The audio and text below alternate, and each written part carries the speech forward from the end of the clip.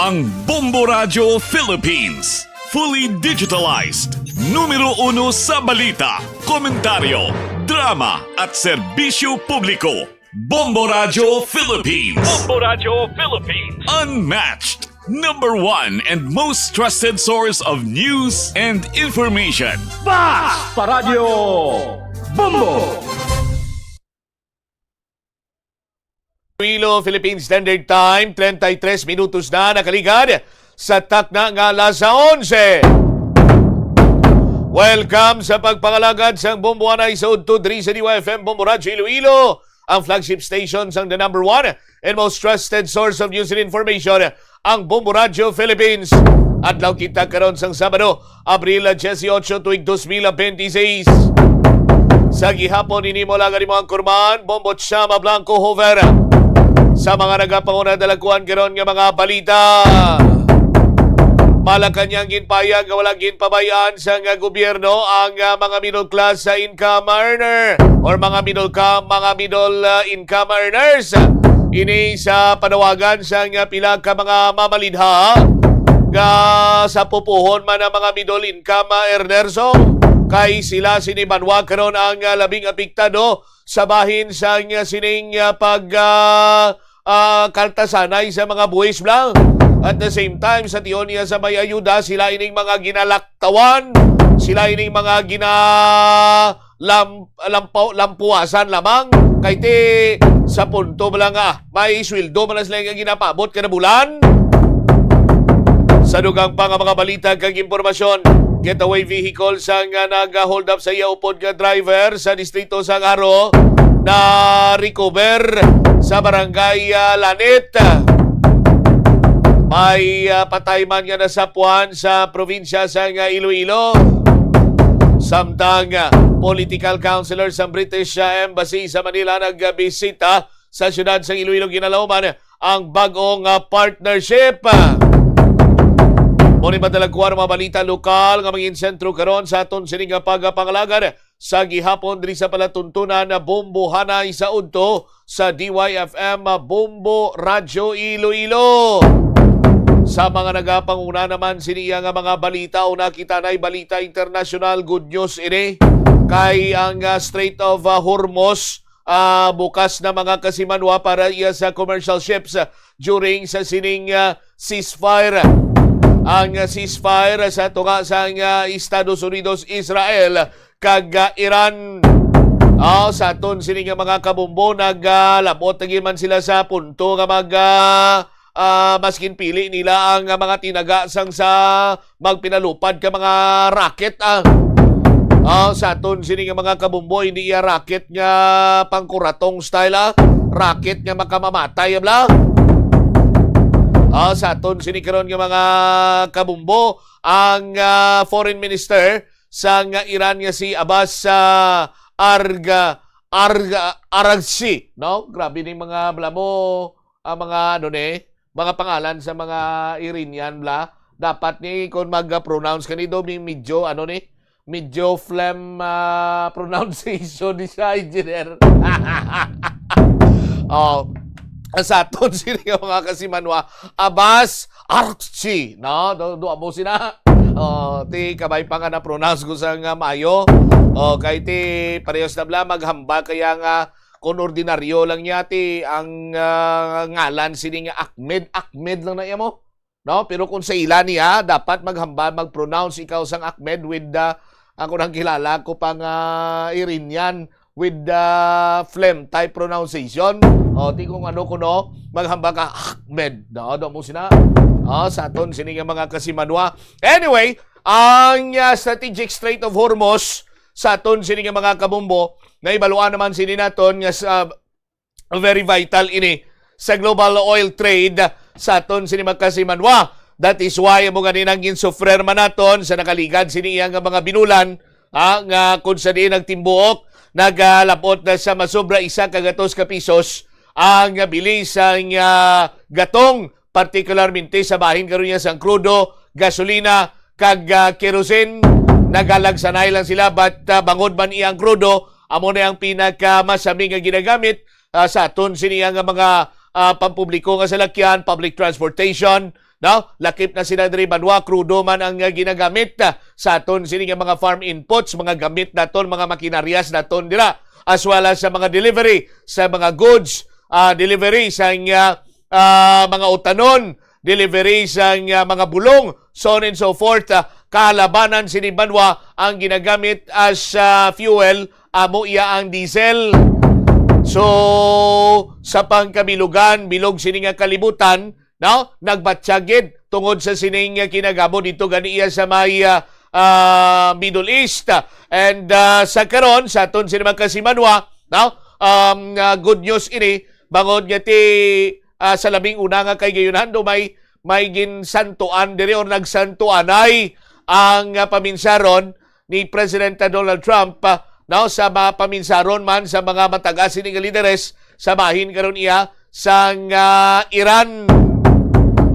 Sa aton sini karon iya nga mga kabumbo, no, hindi man sila diri klaro kon ining 10-day truce nga ginkasugtan sa Lebanon kag Israel ang take effect sa midnight or earlier 2-week truce sa tunga naman sa Iran kag Estados Unidos nagumpisa sa tong Abril 8, no? Pero hambal sa Iran sa aton sini nga mga kauturan sini nga ti ining ceasefire kuno, extension of a ceasefire to Lebanon, a condition of opening the waterway sa aton sini karon nga mga kasimanwa. Ining pagbukas sa Strait of Hormuz, lakip na sinadri sa mga commercial ships sa aton sini magkuturan, dako ini iyang impact sa bahin man sa oil trade diri sa bilog sini nga kalibutan. So that is why nga may ara kita karon sa mga forecasted nga mga rollback sa presyo sa nga produktong petrolyo, and nagalaom kita sa aton sini nga mga kasimanwa, no, nga ti magtayuyon na ini kag matapos ng kinagamo dito ya sa Middle East. Okay, ti Sus Maria kagusip, no, hindi na kita ya magkagwanta sa nga sitwasyon nga kasubong sa mga nagliligad sini kapareho sa mga nagliligad sini nga simana. Halos tanan kita apektado. Sa aton sini nga mga kabumbo, ti pahayag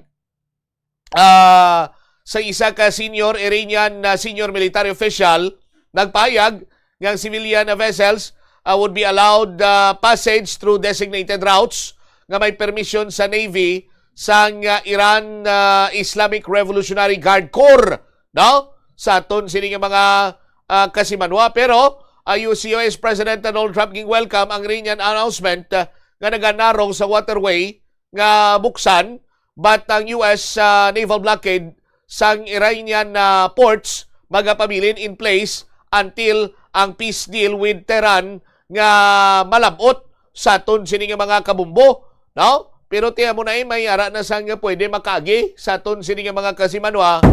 That is why nga ti isa man ini sa mga ginapaslamatan naton, siguro nalakip man diri banwa ang mga pangabuyo sa aton sini mga kulturan nga mayara sang change of mind and change of heart sa bahin sa mga lideres nga untaton na kag tapuso na ining kinagamo sa aton sini nga mga kulturan, particularmente US-Israel batok iya sa Iran sa aton sini karon nga mga kabumbo. Ti mag-abo sini banwa lauman naton ang pag us-us pagidugang sa presyo sa produktong petrolyo, no? Kung manumduman nyo pa, may ara kita sa ginaplastar dire sa inyo sa aton sinimatag palamati ang forecasted sini nga movement sa bahin karon iya sa presyo sa produktong petrolyo sa aton sini karon iya nga mga kasimanwa.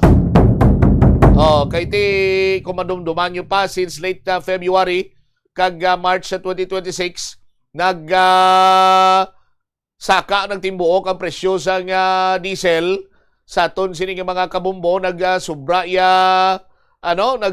sini banwa pila ka gatos to, no, 130, 120 nagahampang dira, no? Pero sa nga nakaligad lang nga si Mana mayara sa nga natabo sini iyang rollback which two-digit na rollback to, no? So from current prices nga 120 to 127 sa aton sini nga mga kauturan tisag karon naganubo-nubo na ini banwa ang gasolin ti ulihin naton nga gincheck 82.89 sa aton sini nga mga kauturan. So dako ini nga bagay kung mag-rollback ang diesel by 20 pesos per liter, ti siguro mga dira na lang sa 100 or 99 or even 99 pesos per liter sa aton sini karon iya nga mga kauturan.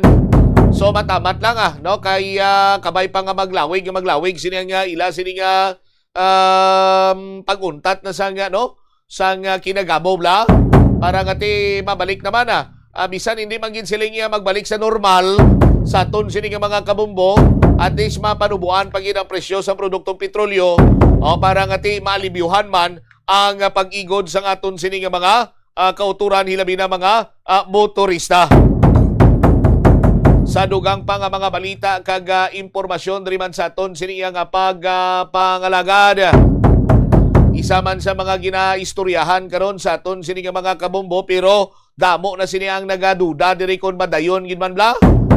Ining pagbaton no sa self-confessed bagman ni Vice President Sara Duterte no sang ining si Ramil Madriaga ginbaton niya ang pagpanghangkat no ni Davao City Mayor Sebastian Baste Duterte. Hambal gani ni Mr. Madriaga sa iya sini iyang sulat kamay or handwritten answer no sa sining statement ni Mayor Duterte. Siling niya boxing, sipaay, no holds barred, tanan-tanan pwede ko no galing ti kadto kanista gigi kay priso ko nimo. Sa aton sining nga mga kabumbo. Ti si Madriaga manog ano na ni sa gali engineer? Manog senior citizen kay 58 anyos nimo. No? Si General Torre to mga pilayan edad to ni General Torre sang ginhangkat ni Basti Duterte karon kay nagkasato. Do sanda pa ya taga may dugong at taga Dumangas no. Abi ang mga taga Dumangas maatras ulong kato mo yung mga taga Dumangas noy. Tapos kimo noy. Way kami way mga Dumangasano, way labot ka kung taga Davao imo kung taga diin ikaw. Mangkat ka lang yung tapong ulay, makasagi yung mga taga Dumangas. Di karon kay nagkasato ya. Grabe nga kombinasyon nga rani kay General Torre kadugo. Dumangasanon kag taga Tigbawan. Karon nagkasagi sa. Sus di punggol ya nag-jogging to nga nagaulan. Sa aton sinima kasi preparasyon gintuntuon ginyan General Torre. Kinurog-kurog inay mga sugid-sugid lang ning si Mayor Basti niyo. No? Abi ang guro madalaya si General Torre tos tato-tato yas tas liog. Bumato! Why madayon? Why madayon kay nag-pro pa Singapore kuno to ya si Mayor Basti.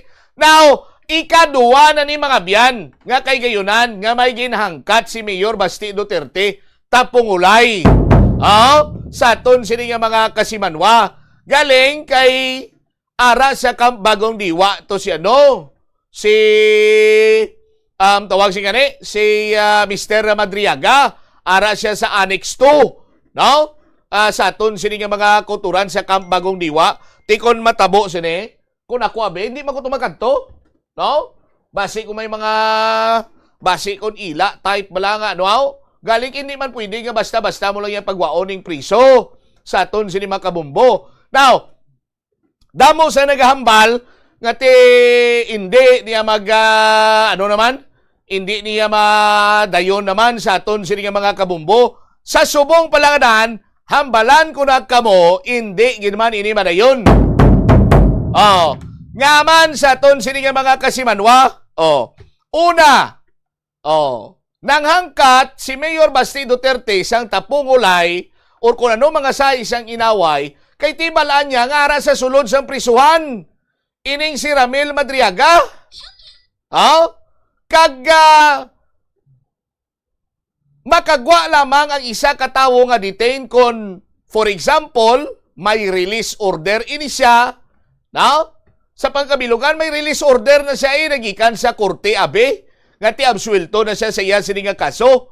O galing, ang problema sini Banwa, kung hindi man nangamugin sina kasensitibo, magluwas abita amo tong pag-akto niya bilang resource person sa bahin karon iya sang House of Justice or Committee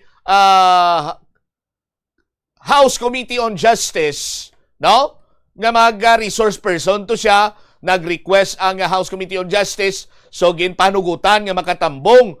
Pero ining pagpangangkat nga matapungulay, sus Maria Kagusep, din man niya nga jis nga pasugtan ini sang korte. So, before pa man niya ginangkat ni Mayor Basti, balaan niya nga hindi niya madayon.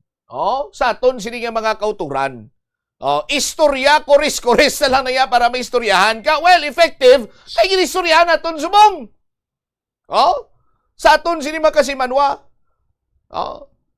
So, likewise, kay Mr. Ramil Madriaga, nga bisan ano pang sabat niya dira, mahambal siya bisan, higtanay patahawak, lubid, bunanay, bisan ano lang ni isabat ni Mr. Ramil Madriaga, balaan niya man yapon nga hindi ini matabo. Sa aton sini nga mga kuturan, kung ang kilala ko pa nga tagamulo, abi nyo, maisahan nyo ko, ha? Abi nyo, makargahan nyo ko istorya, ha? Hindi ba? Sa aton sini makasimanwa. So, ang kumbaga pa sa aton sini nga mga kauturan, isa ini sa mga mambal naton nga tido kabahin sang sirkos or kabahin sang mambal naton nagahatag man iya sang duag sa aton sini nga pangabuhi nga may istoryahan kita sa aton sini nga mga kabumbo. But the mere fact sa aton sini makasimanwa nga ang isa deprived of liberty kag hindi man niya basta-basta nga mapagwa, ang isa elected official waay gid iya sang tsansa sa aton sini nga mga kuturan nga matabo ini.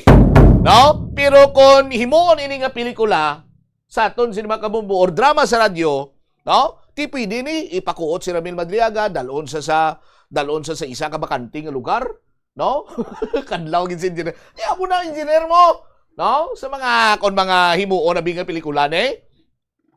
Himo na bida kantuan to sa mga mapakuno-kuno nga mga pulis to or law enforcement agency to. Tapos atakihon to mga taga-Camp Bagong Diwa, may mga sniper sa babaw to. Bang bang bang bang. Tapos flashbang mo na fire in the hole. Boom, bungol tanan ng mga nagabantay to. Tapos pagwaon si Mr. Ramil Madriaga dalon sa jud sa bakante sini nga nga lugar sa isa ka abandonado nga factory. Tapos ato na to si si Mayor Pulong, si Mayor Basti, nagabantay na to. Shadow boxing na to, ano na to sa, hulat na to sa Tapos hilira na yun, pili sa na, batuta, maso nga gamay, punyong, 29, double blade. Double blade. Kung ano nga mga armas na, kiti, na mo, patsanay gini mo. Amo man sinablaw, tapungulay lang, abe. Tapungulay lang, for example, why to be sa mga armas? Si Mayor Bastigle, may ara sa bulsaya, may kaptanon siya nga pitsikorno. O si propotso niya lang ka good morning ka towel. Kadako sa madumduma ka towel, good morning, Tiya mo na masami mo. Pero ti inaya. Sa pelikula lamang matabo ina. Sa aton sini nga mga kasimanwa. Hindi na iya matabo sa realidad. Sa nasiling ko na, kay si Mr. Madriaga, sa aton sini nga mga kabumbo nating tulos. Nagapangatubang sang kaso nga kidnapping, ining kaso nga kidnapping sa aton sini mga kabumbo is non-bailable.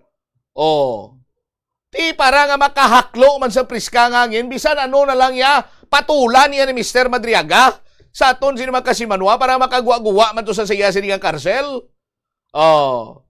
Ti, on the other hand, si Mayor Basti Duterte, ti, may ano naman kumbaga pa, may leksyon na tani siya, hinangkat niya tong ubanon, nga anay PNP chief tapungulay karon kay nagkasang isa at iway man siya raman sa Singapore palag man siya sa aton sini nga mga kabumbo kun sa mga manok pati naningkoy man titit man sa aton sini makasimanwa may iban gani gamba tsura malang likrulbaan sa aton sini makabuway managbato yan mo sinabla. Ti bala naman ni Mr. ni Mayor Basti nga hangkaton niya itong isa nga in your dreams lang madayon kung maghuo to. Ti karon naghuo man itong isa kaya isa nating tulos man. Sige lang, patol ka na lang, Jord. Hambala lang ng bato ka. Bakit hindi man madayon mo? So muni, sa aton sini nga mga kasimanwan, no holds barred, no holds barred. Bisan gani, no? Bisan gani, higtanay pa sila sang lubid sa hawak. Sa aton sini nga mga kasimanwa, no? Si Mayor Basti may 29, Batangginyo, Punyong. Si Mr. Madriaga, kung ano man ng armas siya, no? Si Bitiano, kung toothpick man da. Hindi giniya madayon. Kung himuon nga pelikula, ti madayon sa aton sini nga mga kabumbo. No mo sinabla, pero ti why na niya sa nga tsansa sa aton sini nga mga kabumbo. Ginapadag-an lang kita sa istorya, kores-kores, sining mga tawo nga lunsay man mga wala sa tupa. Ang may tupa, sini iya banwa sa aton sini magkuturan. Abo ining paghatag sinagakigo sini karon nga pagtamod sa mas dako nga problema sang pungsod da Pilipinas. Diri kung tani kita ya mag-focus, hindi kita ya pa-distract sa mga labay-labay siniya nga mga istukada, no? Ang aton sini nga problemahon sa aton sini mga kabombo, for example sa pangkabilugan, tiamo niyang pagganubo sang presyo sang gatong, no? Ikaduha, sa bahin iya sa nga concern sa syudad ka probinsya man sa Iloilo. Kung inyo sininanotaran, halin pa sang nagligan si may nadlaw asod-asod ang pagluntad sang linog. Amo nang isa sa mga dapat preparahan man iya sang tagsa sini ka local government unit sang mga sabahin karon sang aton sini nga Bureau of Fire, sa iban pagin sini nga mga sabahin sang COD Office of the Civil Defense, OCD gali. COD kason delivery na OCD, Office of the Civil Defense sa aton sini nga mga kuturan. Amo ning dapat sini naton nga tagan sini nga kigo nga pagtamod, no? Kung anong mga medyos posibles, anong mga dapat sini imuon, although nga ti ang iban sini sa aton nga mga kabumbote well educated, may madalom sini nga ideya, knowledge sa pagdeal sa sining during or before, during and after sa mga kasubong sining linog-linog no? Sa aton sining mga kasimanwa kung sa ano pa kung matapong madayon gid man niya si Basti kag si Mr. Ramil Madriaga ano lang maano lang kita mabrubalita lang kita do kasubong lang sa isa kadlaw ti kinanglan taman ni tinaron ang aton sili kog lingon di nga siling nga alumsan mo na kog lingon mo trabaho lang do kung baga pa do istorya labay-labay kag do makapayom-yuhom simo nga ma-divert man balang imo sining atensyon di lang kay mag-focus sa kung ano man sining mga stress nga ginatugas ang pagtutok or pag-dive or pagsubsob mo sa trabaho. Namo sina mga dapat sini naton tutukan mga alternatibo nga alternatibo sini nga mga pamagi para nga makakinot or makahatag sang dugang pagid sini nga mga resources sa bahin sang tagsa sini ka Ilunggo nga nagapangabuhi karon mga medyos posibles para hindi matamaan sa kagastuanan sa bahin sang kuryente sa iban pa sini nga mga labing nagapanguna nga kinahanglanon sa aton sini nga mga kasimanwa kag siguro atensyon man sa aton sini nga national government sa aton sini nga mga kabumbo. Okay man na nga gintutukan yung man ang pagpapuli diri kay Saldico. Pero ti okay na nga papulion ta sa pag-abot ya titutukan ta naman siya sa aton sini mga kabumbo. Pero sa gihapon kung tani i-prioridad naton ang mga nagkalain-lain man sini nga mga medios posibles sa kung paano mabuligan naton ang mga pumuluyo nga labing apektado sa sining epekto karon no sang kinagamo dito iya sa may Middle East para nga bisan pa paano mapahagan-hagan mabatsagan man sang tagsa sini agka Pilipino nga naghagan-hagan gid man ang epekto kag naghanagan gid man ang ginasuprer naton nga krisis subong siniya mga kasimanwa. Iban sini nga mga balita kag impormasyon inyo bantayan kay pagbalik ta pagkatapos ang Bombo Network News, detalye sa mga nagapauna kag dalakuan sini nga mga balita lokal. Lakip na sini Banwa, atensyon sa mga kabombo naton dira sa may barangay Ingore sa distrito Yasang Labas. Dira kita mapatigayon sa aton sini nga barangay draw. Subong na ina nga hapon, hulog na kamuna sang inyo sini nga mga entries sa aton sini nga Dropbox dira. Padulong na dira ang hubod sa Bombo Radio kag subong man Star FM Iloilo. Dugang ang mga balita kag informasyon balikan ta pagkatapos ang Bombo Network News. Kabombo, yari ang isa ka energy saving tip nga dapat mahibaluan mo. Limitahan ang pag-charge sang devices. Hindi pagpabayaan nga naka-plug ang phone, laptop o kon tablet kung puno na ang battery.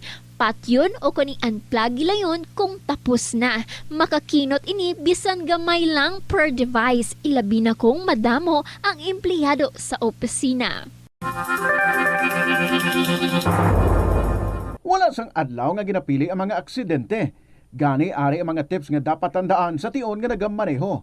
Una, regular nga i-check ang kondisyon sa salakyan, lakip diri ang tire pressure, bastante nga oil kag brake fluid, kag ang side mirror ang dapat nga yara sa insakto nga anggulo.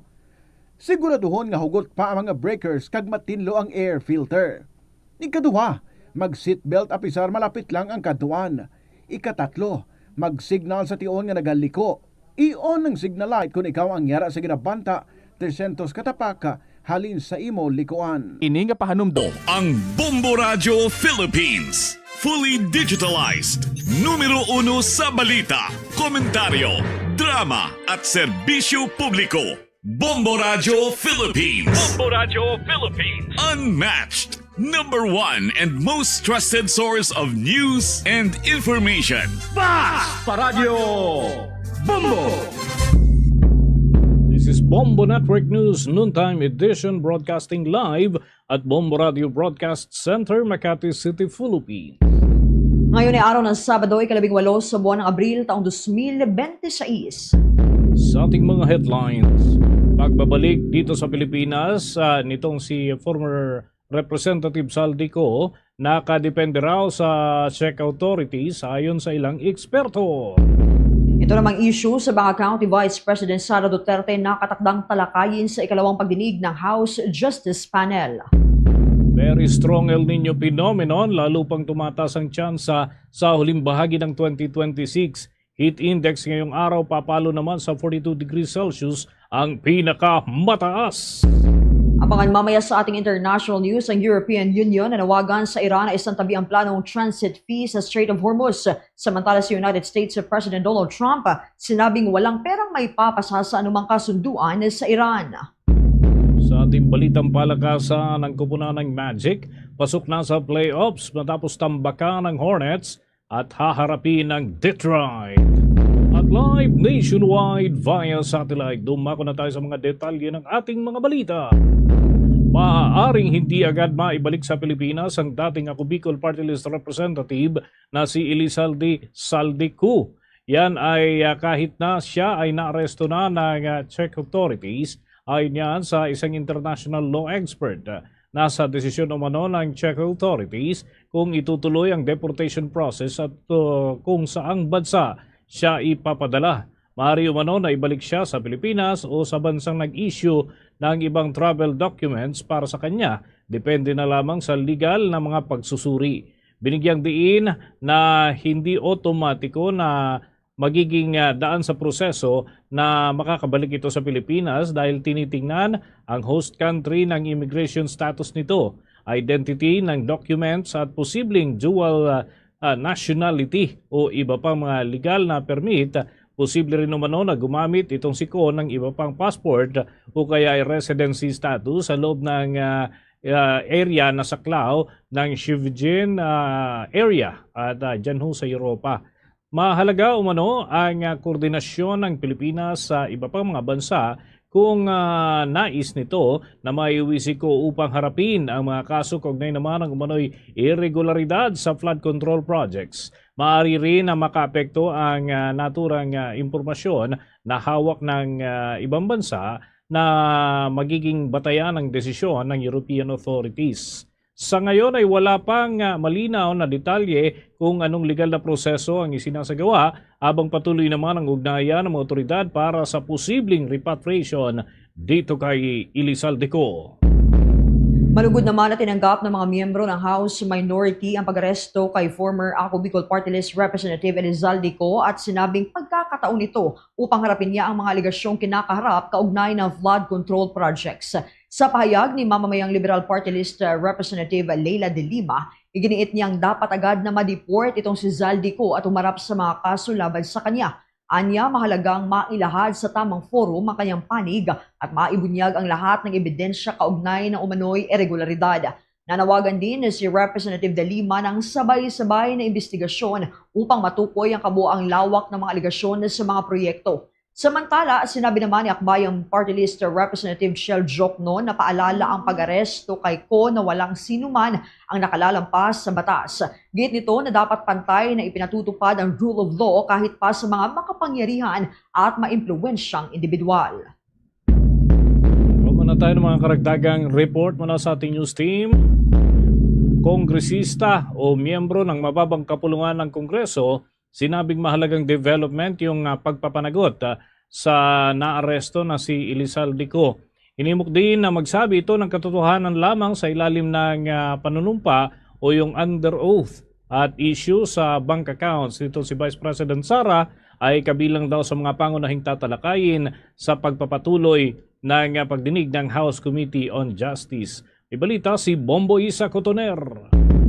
Itinuturing na mahalagang development ang pagkakaaresto kay dating Ako Bicol Representative Zaldico sa Prague, Czech Republic, kaugnay ng patuloy na investigasyon sa umano'y malawakang korupsyon sa mga flood control projects sa bansa. Sa eksklusibong panayam ng Bombo Radio Philippines, sinabi ni Akbayan Representative Percy Sendanya na panahon na upang magsabi ng buong katotohanan ang dating mambabatas hinggil sa kanyang nalalaman sa issue. Binigyan din niya na narapat itong gawin ni Ko sa ilalim ng panunumpa upang matiyak ang kredibilidad at pananagutan. Ayon pa kay Sendanya, mahalagang matukoy kung sino ang dapat managot at kung si Ko at ang kanyang mga umano'y kasabwat ang magbabalik ng pondong sangkot sa anomalya.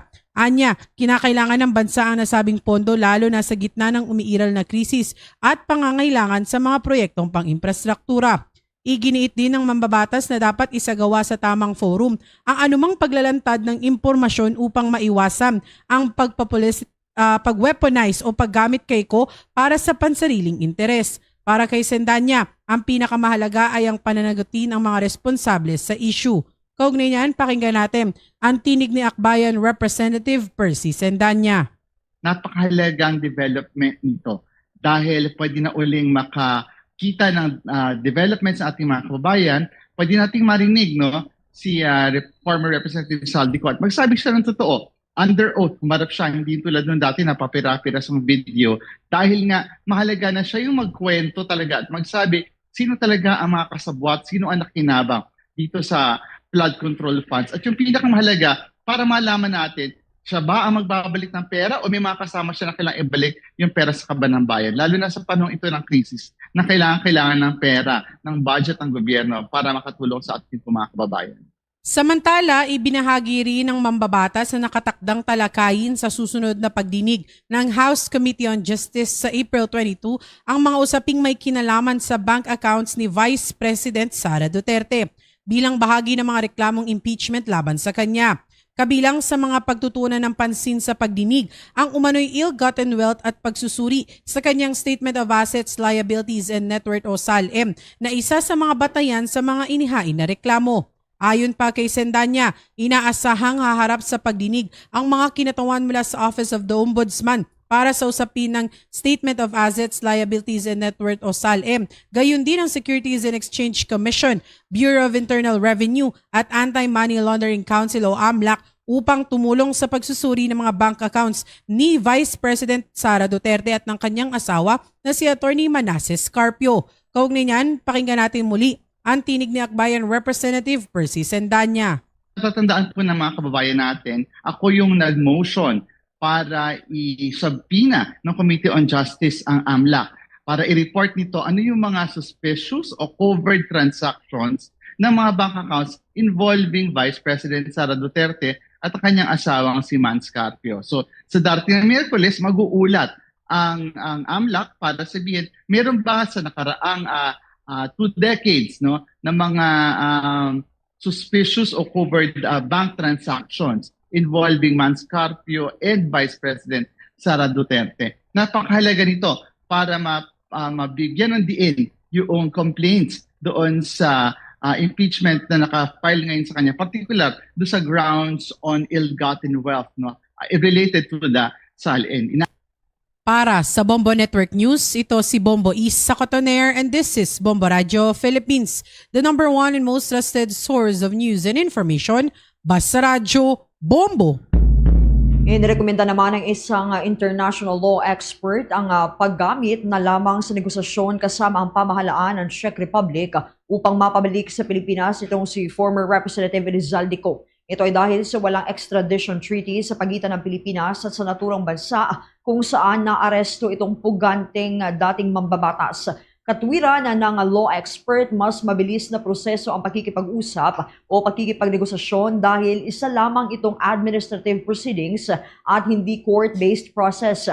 Maaari din na napasukin umano at aralin ng Philippine government ang iba pang aspeto tulad ng diplomatic cooperation and bilateral cooperation salig sa pag-aproba ng dalawang bansa. Sa pamamagitan ng mga naturang proseso, kailangan anyang tiyakin ang maayos na pagbabalik ni Co dito sa Pilipinas ng ligtas at walang anumang legal issue. Unang inanunsyo naman ni Pangulong Ferdinand Marcos Jr. na naaresto ang dating House Appropriations Chair doon sa may Prague, Czech Republic dahil umano sa kanyang pagpasok sa naturang bansa nang walang mga akmang dokumento. Ilang buwan ding pinaghahanap ang pugante na dating mambabatas kasunod yan ng paglabas ng local Philippine court ng arrest warrant laban sa kanya dahil sa pagkakadawit sa maanumalyang flood control projects dito sa ating bansa. Samantala, nagbabala naman si Annalisa Solis ng State Weather Bureau na inaasahan ng mas maigting na El Nino phenomenon o yung very strong quarter ng El Nino phenomenon sa huling bahagi ng 2026. Ayon nga sa kanya, may tatawag ho na very strong El Nino kapag ang temperatura ng karagatan ay uminit pa ng mahigit 2 antas ng sentigrado kumpara sa karaniwan kapag panahon ng El Nino. Ang naturang kondisyon mga kabombo ay posibleng magdulot ng mas matinding epekto sa ating klima. Kabilang na ang mas mahabang tagtuyot, mas mataas na panganib sa sektor ng agrikultura at supply ng tubig. Mas kakaunting bagyo rin ang posibleng maranasan ng ating bansa sa panahon ng very strong El Nino, gayunman may kalakasan ng ilan sa mga ito. Binigyang diin din ng ahensya na mahalaga na maghanda ang ating bansa sa posibleng epekto ng strong El Nino upang mabawasan ang impact o pinsala sa ating ekonomiya at kabuhayan ng mga mamamayan. Kaugnay hunyan mga kabombo, mga ka-Star Nation, narito at aming ipapakita ang 10 mga lugar na pangunahing nakakaranas ngayon ng napakainit na temperatura ngayong weekend na ito at kabilang ho dyan ang Pasay City dito sa Metro Manila ho yan at pumapalo ng 42 degrees Celsius. Ang Sangli Point sa Cavite ay umaabot naman ng 42 degrees Celsius din, maging ang Cotabato City yan sa area ng Maguindanao. Butuan City sa Agusan del Norte ay nasa 42 degrees Celsius din po yan. Ang San Ildefonso, Bulacan ay 41 degrees Celsius. Kapareho rin sa Coron, Palawan, maging sa Baler, Aurora at Kamilig Tarlac, maging sa Dumangas, dyan sa Iloilo at Zamboanga City ay 40 degrees Celsius ang aasahan ng atin pong mga kabombo at mga ka-Star Nation dyan sa mga nabanggit na lugar. Pinag-iingat naman ang lahat dahil posible na magdulot ho ito ng heat exhaustion, no? At yung 42 degrees Celsius ay tinuturing na ho yan na danger level ng temperatura, kaya't iba yung pag-iingat at panatilihin na hydrated tayo sa panahon ng peak ng pinakamainit ho na oras sa maghapong ito. Bombo International News. Nanawagan ng European Union sa Iran na huwag ituloy ang planong magpataw ng transit fee sa Strait of Hormuz, isang mahalagang daluyan ng langis at kalakalan sa pandaigdigang merkado. Ayon kay European Foreign Policy Chief Kaja Kallas, sa ilalim ng international law ay dapat umanong manatiling bukas at walang bayad ang pagdaan sa mga pangunahing waterway tulad ng Strait of Hormuz. Babala nito na ang anumang pay for passage scheme ay maaaring magtakda ng mapanganib na precedent sa mga pandaigdigang shipping route. Gitpa ni Kallas, dapat tuluyang abandonahin ng Iran ang anumang plano na magpataw ng bayarin sa transit ng mga barko, lalo na sa gitna ng umiinit na tensyon sa rehiyon. Aniya, mahalaga ang malayang daloy ng enerhiya at kalakalan sa pandaigdigang ekonomiya. Sinabi rin ng European Union na handa silang tumulong sa pagpapanumbalik ng seguridad sa mga ruta ng kalakalan kapag nagkaroon ng ceasefire, kabilang ang pagbabahagi ng satellite data at pagpapalakas ng kanilang naval mission, diyan naman yan sa Red Sea. At sa karagdagan pang balita sa ibayong dagat, sinabi naman ni United States President Donald Trump na walang anumang pera ang magpapalit kamay sa anumang kasunduang kasalukuyang pinag-uusapan upang tapusin ang digmaan sa Iran. Ayon sa presidente, ang posibleng kasunduan ay nakatuon sa pagwawakas ng labanan at pag-stabilize ng sitwasyon sa rehiyon sa halip na usapin ng financial payment o compensation. Tumugon din siya sa mga ulat na mayroong bilyon-bilyong dolyar na maaring bahagi ng deal at iginiit na hindi ito totoo. Sa mga naunang pahayag, binanggit din ni Trump ang posibilidad ng koordinasyon sa Iran sa mga isyong gaya ng nuclear materials and maritime security. Kabilang na riyan ang pagtiyak ng langis na pagdaan sa Strait of Hormuz.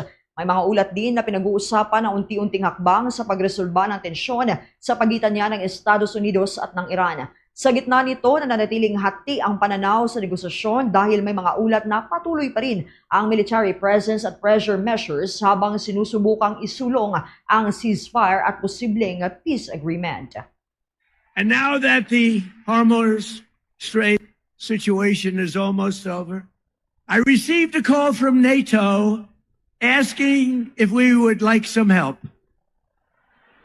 Thank you very much, NATO.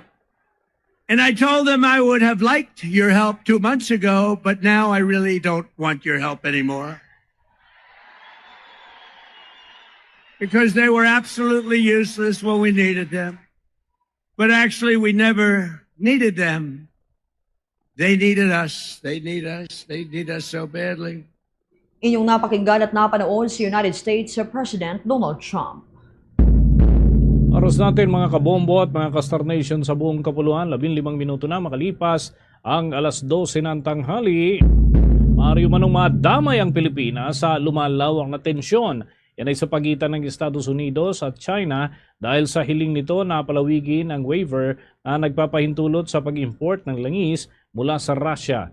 Ayon sa isang international law expert, bagyo man ito ng mas malawak pa na estratehiya ng Amerika upang limitahan ang access ng China sa global energy supply. Sa ganitong sitwasyon ay posible na mapilitan ang mga kaalyado tulad ng Pilipinas na umasa sa supply ng langis mula sa Amerika. Kinumpirma naman ng Department of Energy na naghain na ng request ang ating bansa para sa extension ng waiver kasunod na rin ng kakulangan sa supply dulot ng tensyon sa gitnang silangan. Sa kabila nito ay patuloy naman na naghahanap ang pamahalang Pilipinas ng iba pang mapagkukunan ng langis upang mapanatili pa rin ang sapat na supply sa ating bansa. Samantala, itinutulak naman sa Kamara de Representantes ang isang panukalang batas na naglalayong salagin ang biglaang pagtaas ng presyo ng mga produktong petrolyo. Ito ay sa pamamagitan ng pagbabalik sa gobyerno ng Pilipinas sa kapangyarihan at karapatang kontrolin ang supply at presyo ng langis na ibinebenta sa local market.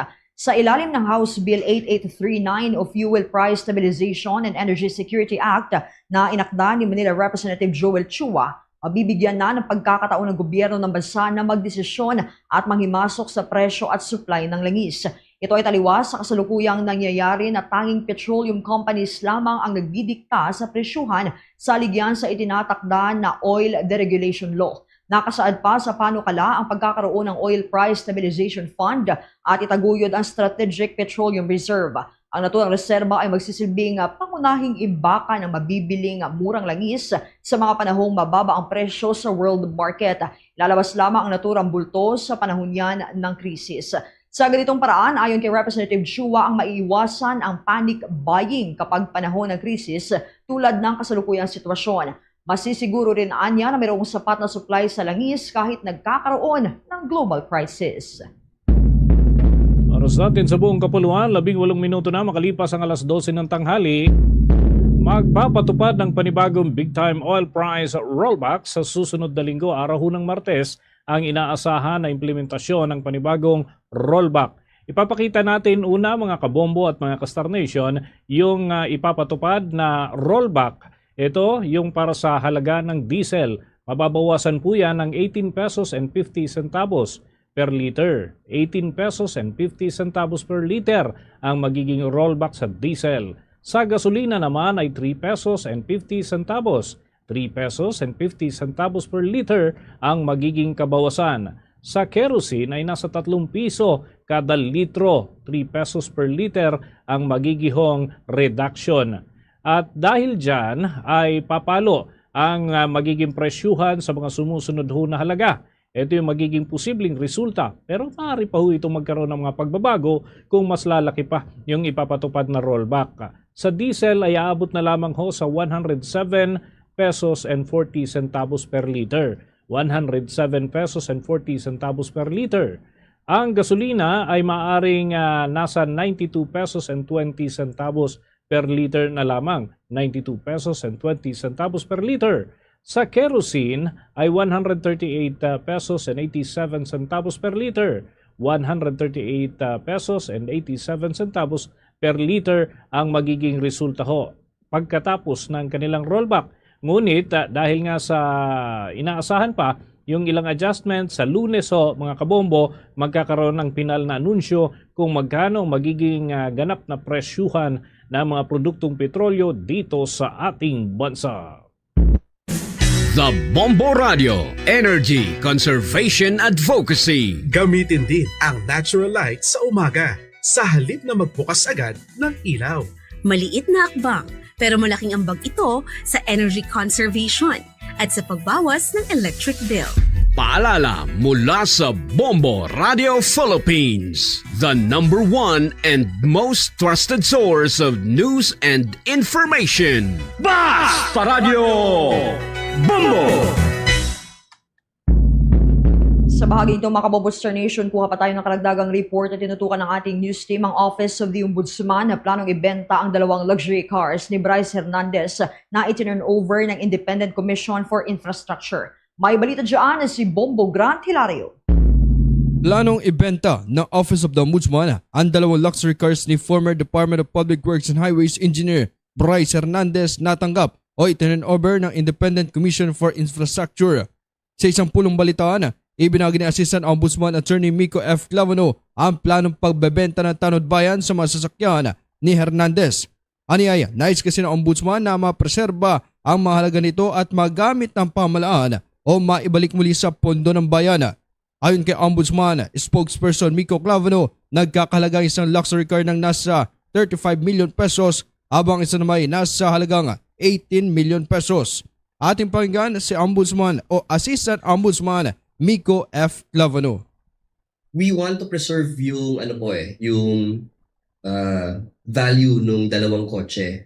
We believe na yung isa 35 million ata yung Lamborghini, yung isa 18 million naman yung Denali. So to be able to preserve that amount para maibalik po sa gobyerno, we want to sell the property or the vehicles. Subalit paliwanag naman ni Ombudsman spokesperson Clavano na kanilang pinag-aaralan pa ang ilang legal remedies upang maibenta mga mamamahaling sasakyan. Ani kasanyay, hindi ito kahalintulad sa luxury cars ng mga diskaya na nakitaan ng paglabag o mali sa importation papers kung kaya't agaran na ibenta ng pamalaan.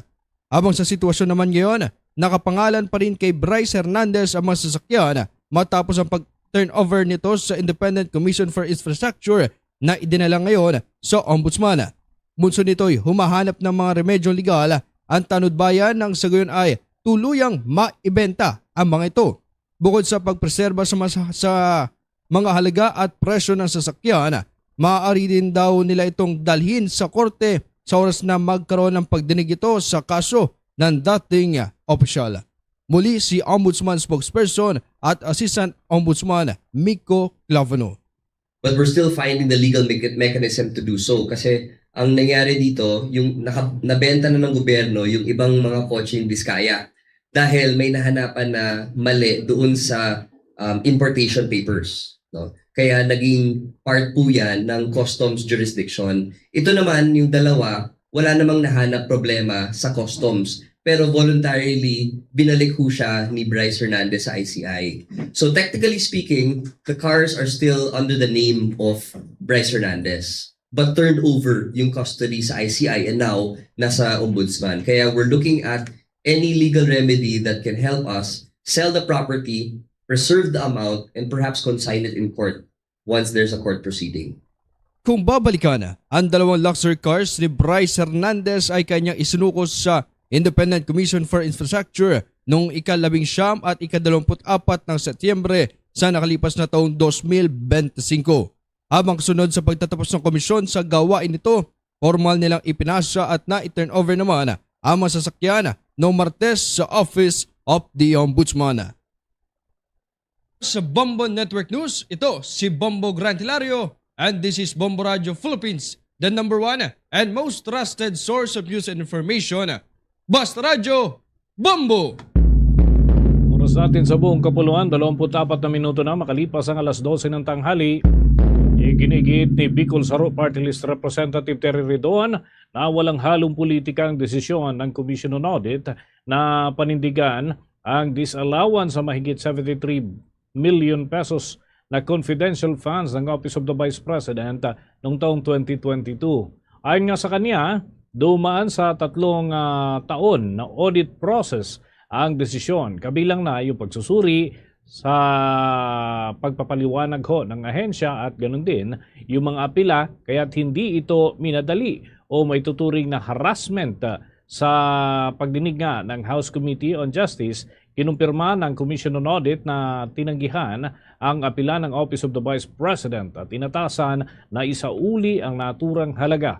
Binigyang diin ni Representative Ridon na ang notice of disallowance ay nakabatay sa dokumentadong ebidensya at due process. Dagdag pa ng naturang opisyal, ang impeachment proceedings ay hindi agad hindi may tuturing na para agad sa paghatol kay Vice President Sara Duterte, kundi upang tukuyin kung may sapat na batayan para naman sa isang paglilitis na maaring gawin sa panig ng Senado.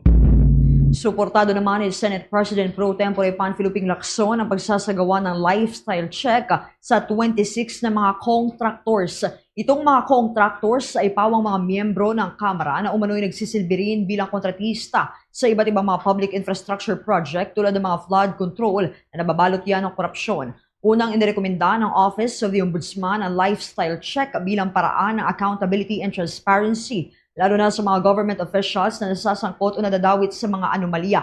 Ibinabatay ng Ombudsman ang naturang hakbang sa statements of assets, liabilities and net worth o SALE ng mga contractors na nakuha at tuluyang nasuri ng naturang opisina. Ayon kay Senator Lacson, maganda itong pagkakataon upang masuri itong uri ng mga pamumuhay ng mga pinangalan ng contractors at kung paano nila nagagawa ang pagiging kontratista habang nagsisilbi rin bilang kinatawan sa Kamara. Malinaw anya na mayroong conflict of interest sa kanilang ginagawa. Binalikan ni Senator Lacson ang mga testimonya ng mga dating opisyal ng Department of Public Works and Highways, kabilang na sina Henry Alcantara at Roberto Bernardo, kung saan Umabot sa 35 billion pesos ang ipinasok ni dating House Appropriations Chair na si former Representative Rizalde Co sa mga proyekto lamang yan doon sa Bulacan mula taong 2022 hanggang taong 2025. Si Senator Lacson ang nagsisibing chairman ng Senate Blue Ribbon Committee na nangunguna sa investigasyon sa nabunyag na anomalya sa mga flood control projects dito sa ating bansa. Tuloy-tuloy pa tayo sa ating balitaan. Sa gitna ng kumakalat na maling balita o maling impormasyon tungkol sa kanyang kalusugan, pinangunahan ni Pangulong Ferdinand Bongbong Marcos Jr. ang ilang aktibidad sa labas ng Palasyo Malacanang upang tugunan ang tumataas na presyo ng langis, pagkain at iba pang issue sa ekonomiya. Nilagdaan ng Chief Executive ang Executive Order 114 na nagsususpindi ng excise tax sa liquefied petroleum gas at maging sa kerosene sa loob ng 3 buwan bilang tugon sa epekto ng mataas na presyo ng krudo sa pandaigdigang merkado. Ayon sa pamahalaan, inaasahang bababa ang presyo ng liquefied petroleum gas at maging ang kerosene na makakatulong naman sa mga pamilyang apektado ng inflation habang nananatili naman ang value-added tax sa produktong petrolyo upang masuportahan ang pagpupondo para sa mga ayuda at social programs ng pamahalaan. Kasabay nito ay patuloy din ang fuel subsidy programs at iba pang mga tulong para yan sa sektor ng transportasyon upang maibsan ang epekto sa mga commuter at maging sa mga driver. Git naman ng Palasyo Malacanang, nakatutok ang Pangulo sa pagtugon sa mga pangunahing krisis ng ating bansa at sa pagpapatupad ng mga pulisiya.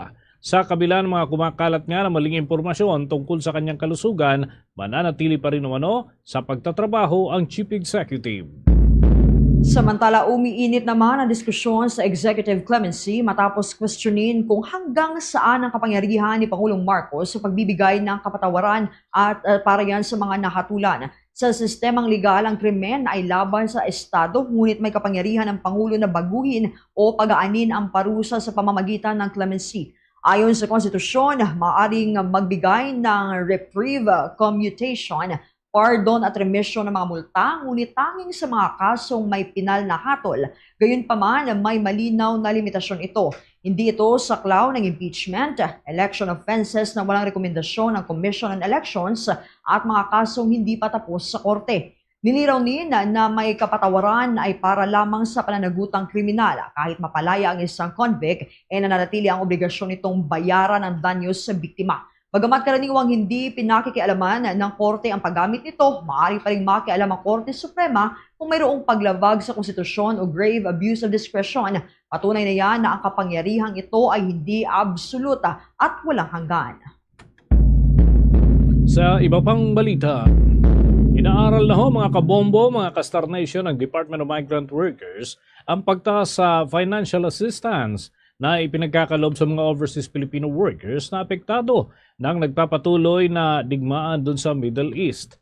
Ayon kay Department of Migrant Workers Secretary Hans Leo Cacdac, una nang nakatanggap ng concerns ang ahensya na ang kasalukuyan hong 20,000 pesos na cash assistance na ipinagkakaloob ng gobyerno ay hindi sapat para doon sa mga nagbabalik na manggagawa. Maingat anya na inaaral ng Department of Migrant Workers ang naturang impormasyon upang masigurong magkakasya nga ang pondo ng ahensya para naman sa lahat ng mga umuuwi na overseas Filipino workers. Tinukoy din ng kalihim ang Action Fund ng kanilang ahensya ngayong taon na aabot lamang sa 2 bilyong piso na bagamat halos 4 na buwan pa lamang ang natatapos ay halos kalahati na ang nagamit na pondo para naman sa pagtulong doon sa mga kababayan nating manggagawa. Hindi lamang anya iisang bansa ang saklaw ng sigalot diyan sa gitnang silangan kaya't maingat ang kanilang pag-aaral ukol doon sa paggamit ng pondo. Lalo na at hindi rin malinaw kung hanggang kailan magtatagal ang kaguluhan. Sa kasalukuyan mga kabombo, hindi lamang financial assistance ang tinututukan ng gobyerno kundi kasama na rin ang pagbibigay ng livelihood programs at iba pang mga bahagi ng programa. Yan ay para sa reintegration program para naman sa mga nagbabalik bansa na mga overseas Filipino workers. Sa iba pang balita mga kabombot Star Nation, itinutulak naman ni Senator Francis Chis Escudero ang paggamit sa windfall o biglaang pagtaas ng koleksyon ng gobyerno sa mga produktong petrolyo bilang ayuda. Ang naturang pondo ay tinatayang aabot mula 13 billion pesos hanggang 14 billion pesos. Ito ay karagdagang kita mula sa value-added tax na ipinapataw sa iba't ibang petroleum products na ibinibenta sa local market.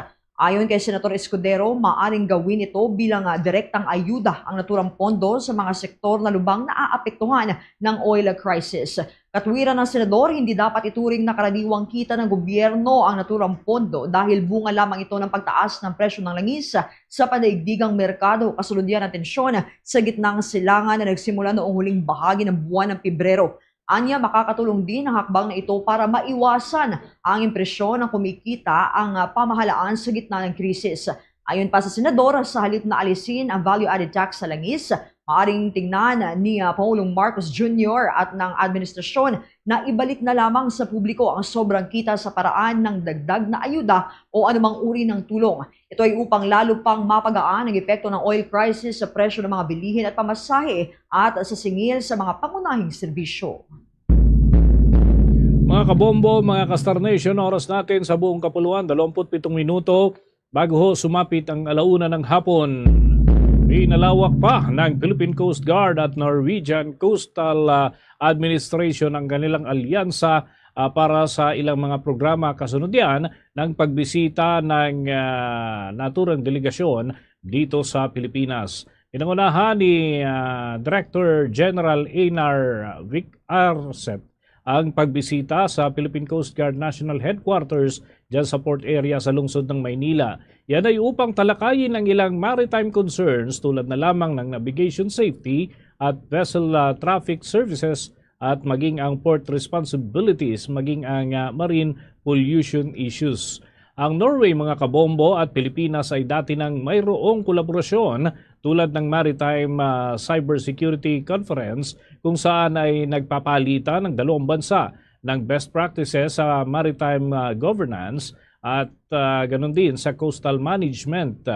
Pinag-usapan din, mga kabombo, ng dalawa ang lupang pagpapalakas ng maritime safety, environmental protection at maritime domain awareness sa pamamagitan ng serye ng technical exchanges. Sa hinaharap umano ng dalawang hukbo na isa formal ang pagtatatag ng maritime cooperation kasama na ang posibleng pagbalangkas ng Memorandum of Cooperation sa pagitan ng dalawang panig.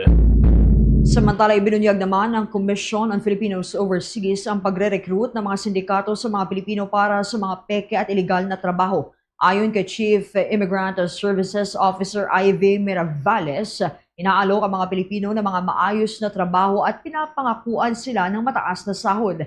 Gayunpaman, kung pumayag na o na-recruit na ang mga biktima ay pinipilit na anya silang magtrabaho sa military service sa ibang mga bansa. Ang naturang sistema anya ay hindi rin ito makatarungan. Una na nagsagawa itong opisina ng Interagency Council Against Trafficking at iba pang kaugnay na ahensya ng Emergency Case Conference bunsod ng mga reklamo ng mga Pilipinong biktima ng human trafficking tulad ng naturang modus. Dahil dito, ibinabala ni Miravales ang posibilidad ng paglawak pa sa naturang modus at pagdami pa ng mga mabibiktima, bagay na dapat mapigilan ito. Iginiit din ng opisyal ang pangangailangang maging mapanuri sa paghahanap ng trabaho sa ibang mga bansa dahil maraming mga mananampalataya rito, lalo na ang paggamit sa social media sa recruitment.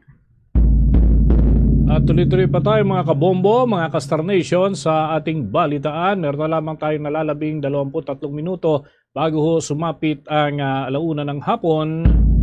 Tiniyak naman ng National Food Authority na muling bubuksan ang mga accredited stores ng National Food Authority sa sandaling mailabas na ang amyenda sa Rice Tarification Law. Ayon kay Larry Lacson, Administrator ng National Food Authority, inaasahang may sasakatuparan nito sa unang bahagi ng susunod na taon. At batay nga sa huling tala ng kanilang ahensya, hindi bababa sa 60,000 accredited stores sa buong bansang maaaring makapagbenta ng murang lokal na bigas. Ipinahayag din ng National Food Authority na mas kumikita ang mga magsasaka ngayon sa kasalukuyang panahon dahil anihan at dahil maganda rin ang production cost na itinatakda.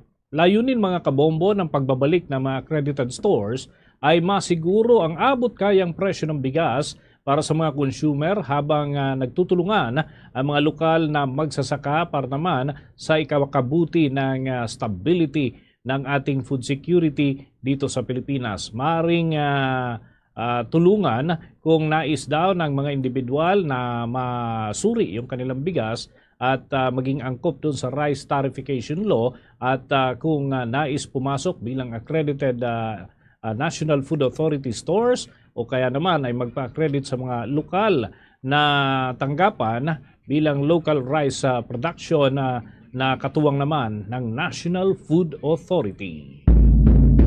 Samantala, nilawakan pa ng Bureau of Fisheries and Aquatic Resources o BFAR ang kampanya laban sa cyanide fishing, isang uri ng ilegal at mapanirang pangingisda kung saan gumagamit ng sodium and potassium cyanide para makahuli ng mga isda. Ito ay kasunod ng natuklasan ng National Maritime Council na positibo sa cyanide ang mga boting na-recover mula sa mga Chinese na sampa o fishing boats sa West Philippine Sea. Ayon naman kay Bureau of Fisheries and Aquatic Resources spokesperson Nazario Briguera, may bit na nakikipag-ugnayan ang nasabing bureau at ng mga lokal na pamahalaan sa mga komunidad malapit sa baybayin ng mga karagatan upang labanan ang cyanide fishing. Puspusan niya ang pagpapakalat ng impormasyon at edukasyon and education campaign upang maipaunawa sa mga mangingisda ang bantang dulot nito sa kalusugan ng mga tao at sa kapaligiran.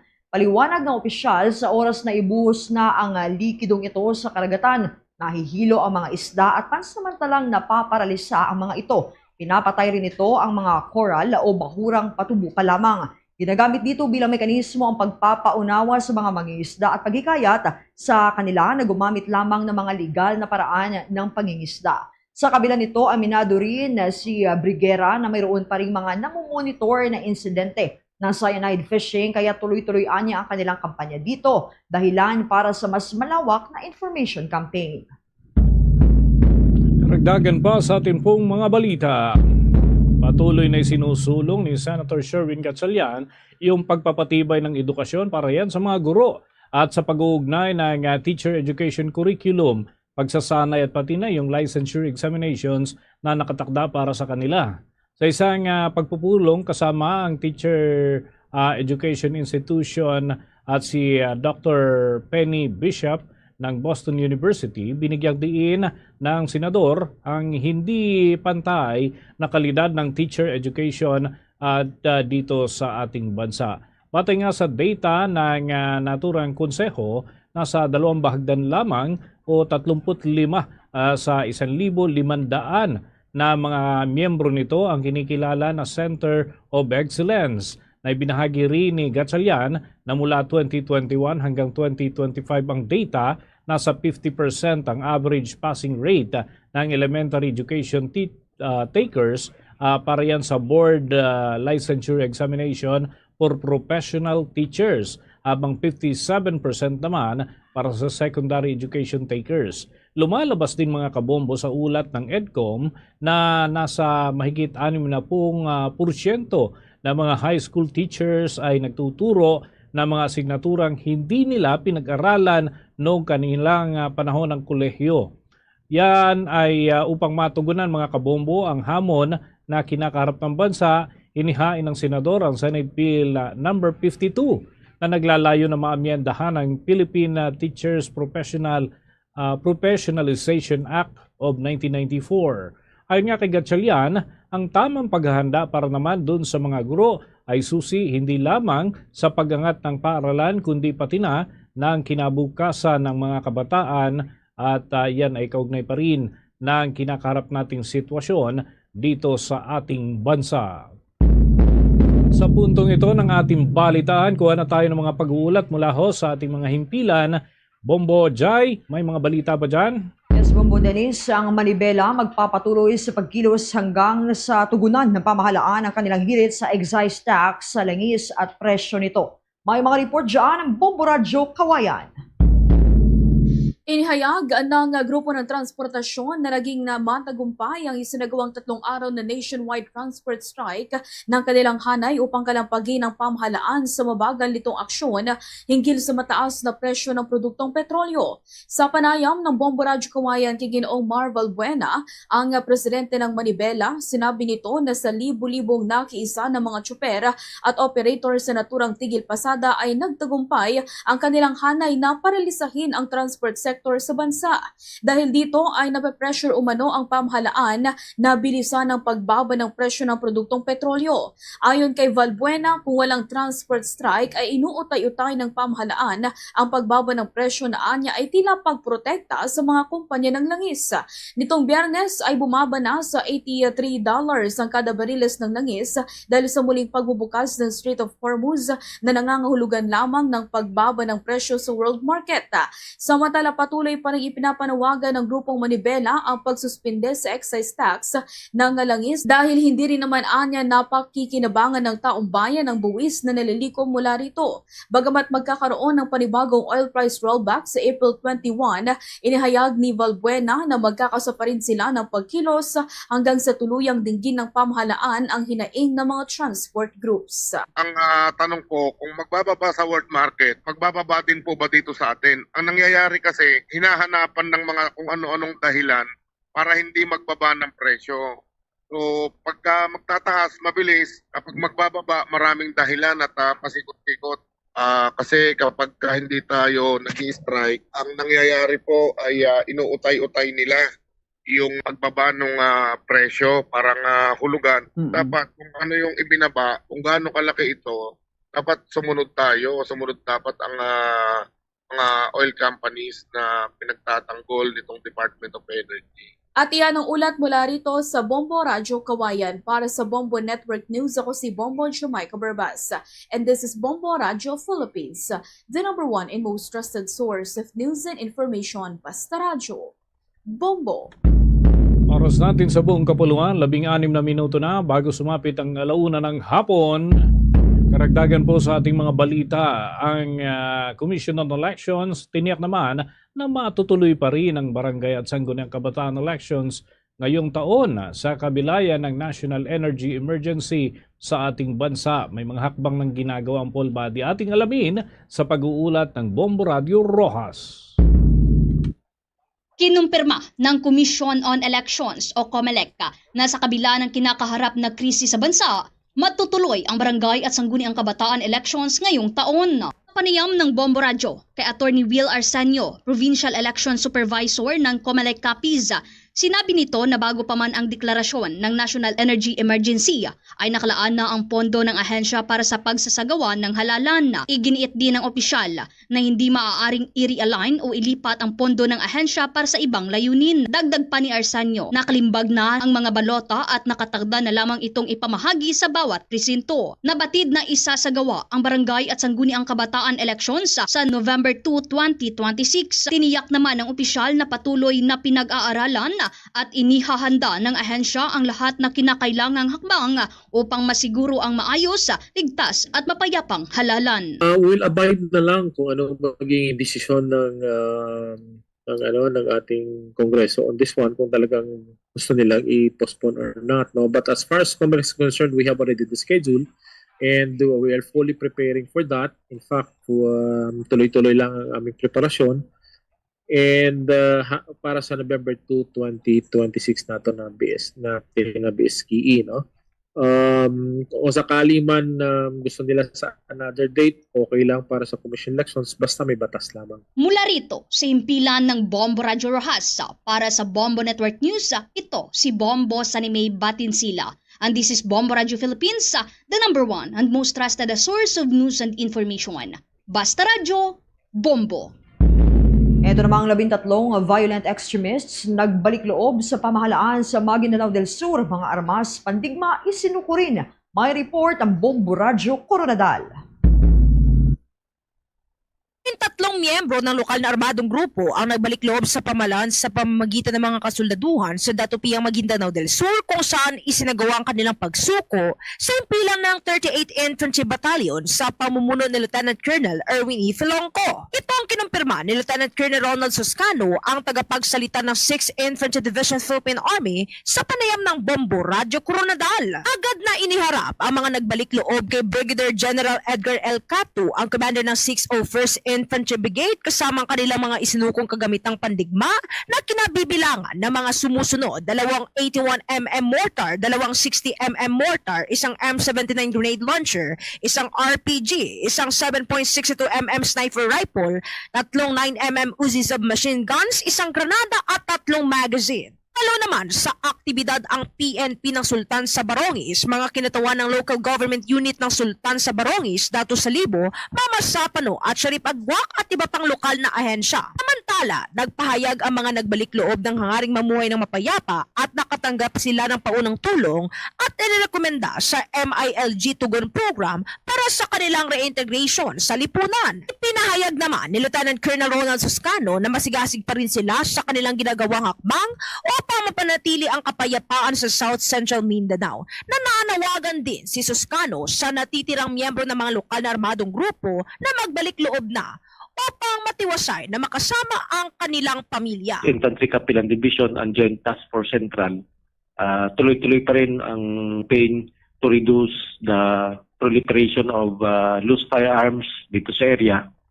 At our doors is open sa mga gusto mag-surrender, to include their loose firearms para maging completely peaceful na. Ang ulat mula rito sa Bombo Radyo Coronadal para sa Bombo Network News, ito si Bombo Miraserbo. This is Bombo Radio Philippines, the #1 most trusted source of news and information. Basta Radio!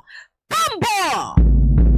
Meron na lamang tayong 12 minuto bago ho sumapit ang 1:00 ng hapon. Karagdagan pa sa mga ulat ng ating mga himpilan, yung Kaamulan 2026 street dancing at ground float competition, pati na yung iba pang aktibidad kinatatampukan ng 7 tribo sa Bukidnon, ay bumuhos po yung mga manonood ukol dito sa aktibidad na ito. May balita ang Bombo Radio Malay-Balay. Dinagsa ng libu-libong manunood ang lungsod ng Malay-Balay upang saksihan ang granding pagtatanghal ng Kaamulan 2026 Street Dancing Float Competition at ang sagradong parade ng 7 tribo sa Bukidnon.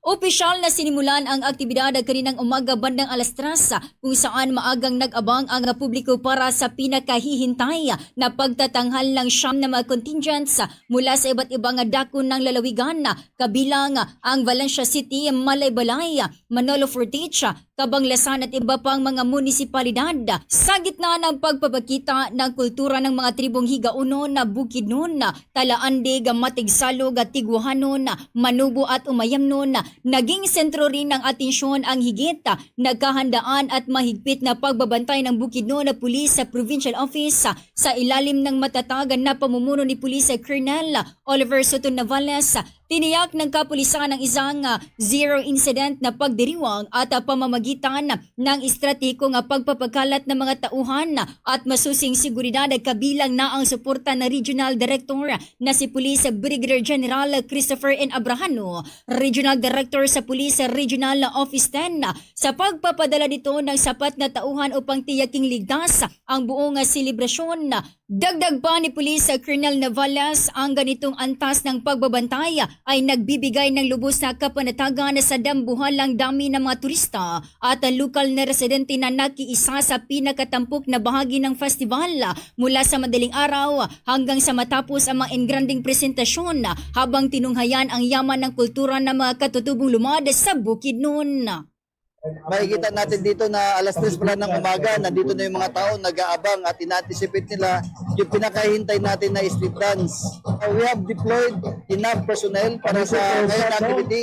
Ito ay kinukonsider natin sa isa sa pinakamalaking activity ng Bukidnon Province. And ako ay nagpapasalamat sa ating Regional Director na si Brigadier General Christopher Abrahano sa kanyang suporta. At siya ay nagpadala ng enough na personnel to augment our police dito sa Bukidnon PPO na makikita natin dito na kahit saan tayo pumunta, meron tayong makikita mga kapulisan. At maliban doon, meron din tayong in-augment ng mga covered security para mag-cover sa security dito sa Kamulan Festival. Ang tinig ni Police Colonel Oliver Soto Navales ang direktor sa Police Provincial Office sa Bukidnon. Mula rito sa impilan ng Bombo Radio Malaybalay Bukidnon para sa Bombo Network News, Bombo Cristina Gabunada, and this is Bombo Radio Philippines, the number one and most trusted source of news and information, Basta Radio. Bombo! Bombo International News. Naglabas ang World Health Organization ng Public Situation Report hinggil sa tensyon sa Middle East matapos ang halos 2 buwan na digmaan. Nananatiling sensitibo ang cessation of hostilities mula sa 14-day ceasefire habang nagpapatuloy naman ang high-intensity conflicts sa Lebanon. Maraming displacement at population movements ang nagaganap, kabilang ang pagbabalik ng Iranian nationals sa pamamagitan ng Turkey at paglipat ng Lebanese nationals patungong Syria. Lumala ang crisis mula fuel price shock tungo yan sa operational system disruption na nakaapekto naman sa health systems at nagdulot ng energy emergency sa ilang bansa gaya ng Cuba.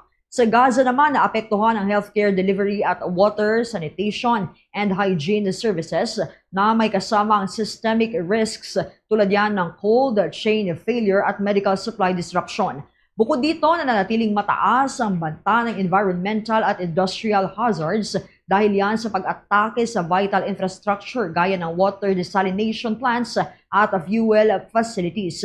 Prioridad ng World Health Organization ang Lebanon at Islamic Republic of Iran dahil sa malawakang population displacement at mga health risks gaya ng trauma, communicable disease transmission at exposure sa radiological and chemical hazards. Bombo Sports News. Mga kabombo, sa mga fans ng NBA o National Basketball Association, pasok na sa 2026 playoffs ang Orlando Magic matapos nitong tambakan ang Charlotte Hornets sa score na 121-90. Ibinulsa ng Magic ang huling spot, number 8 sa postseason at nakatakda pong harapin ang best Eastern Conference team na Detroit Pistons. Halos hindi nahirapan ang Magic sa naturang laban at nagawa nitong tambakan ng 26 points ang losing team na pagtatapos ng unang kalahating bahagi ng kanilang laban. Umabot pa sa mahigit 30 puntos mga kabombo ang kalamangan ng Magic sa dominanteng run laban sa Hornets. Pawang nakapagrehistro ng positive grades ang mga starter ng kupunan sa pangunguna ni Franz Wagner na gumawa ng plus 29 sa kanyang 18-7-6 points rebound assist na splits. Kumamada naman ng 25 points ang bagitong forward na si Paulo Banchero at kasama ng 5 rebounds, 6 na assist at 2 steal. Nasayang naman ang 23 points ng Charlotte guard na si LaMelo Ball at yan ay dahil sa pagkatalo ng kanilang kupunan. Inaalat ang shooter ng kanilang kupunan na si Con Nepel at tanging isang 3-pointer ang naipasok nito sa 6 na kanyang pinakawalan. Dahil sa panalo ng Magic, kumpleto na ang playoffs picture at yan ay para sa Eastern at nakatakdahon magsimula ang postseason matches sa susunod na linggo.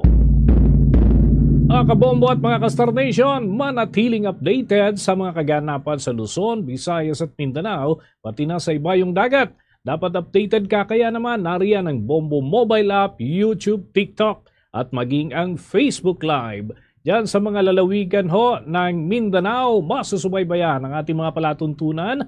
Kagaya ho sa Davao Region, nariyan ang Bombo Radio at Star FM Davao. Kung kayo ho ay nadako naman sa northern part ng Mindanao, nariyan ang Bombo Radio Cagayan de Oro. Habang sa Caraga Region, Bombo Radio Butuan. Habang dun sa Soc Sargent Region, Bombo Radio Jensan. Kung kayo naman ho ay nasa area ng Sultan Kudarat o kaya ay South Cotabato area, lalo na doon sa mga Ilonggo dyan sa bahagi po ng Mindanao, nariyan ang Bombo Radio Coronadal. Para naman sa ating mga listeners and viewers sa bahagi ng Bukidnon area, mapapakinggan at mapapanood ang Bombo Radyo Malaybalay. Para sa mga tiyabakano na riyan ang ating news, music and entertainment station na Star FM Zamboanga. Zamboanga del Norte, nariyan ang Star FM Tipolog. At sa Central Mindanao and Bangsamoro Region, nariyan ang Star FM Cotabato. At bago tayo magtapos, mga kabombo Star Nation, narito sama-sama tayo in union with the prayer vigil for peace. Lord, make us instruments of your peace in a world wounded by conflict, especially in the Middle East, where fear, anger, and uncertainty continue to grow. We turn to God in humble prayer. May He teach us to bring healing where there is pain, love where there is hatred, and forgiveness where there is injury. Where there is division among nations, may dialogue begin. Where there is despair, may hope rise. Where there is darkness, may His light shine. Where there is violence, may courage for peace prevail. We pray for all countries affected by tension and war. May the hearts of leaders be calmed and guided toward justice, compassion, and respect for every human life. May they seek not conflict, but understanding. O Divine Master, teach us not to seek to be understood, but to understand. Not to be consoled, but to console. Not to be loved, but to love. For it is in giving that we receive, in pardoning that we are pardoned, and in letting go of hatred that we are born into true and lasting peace. May your peace descend upon the Middle East and the whole world, upon every suffering family, every frightened child, and every weary heart. We ask this through Christ our Lord. Amen.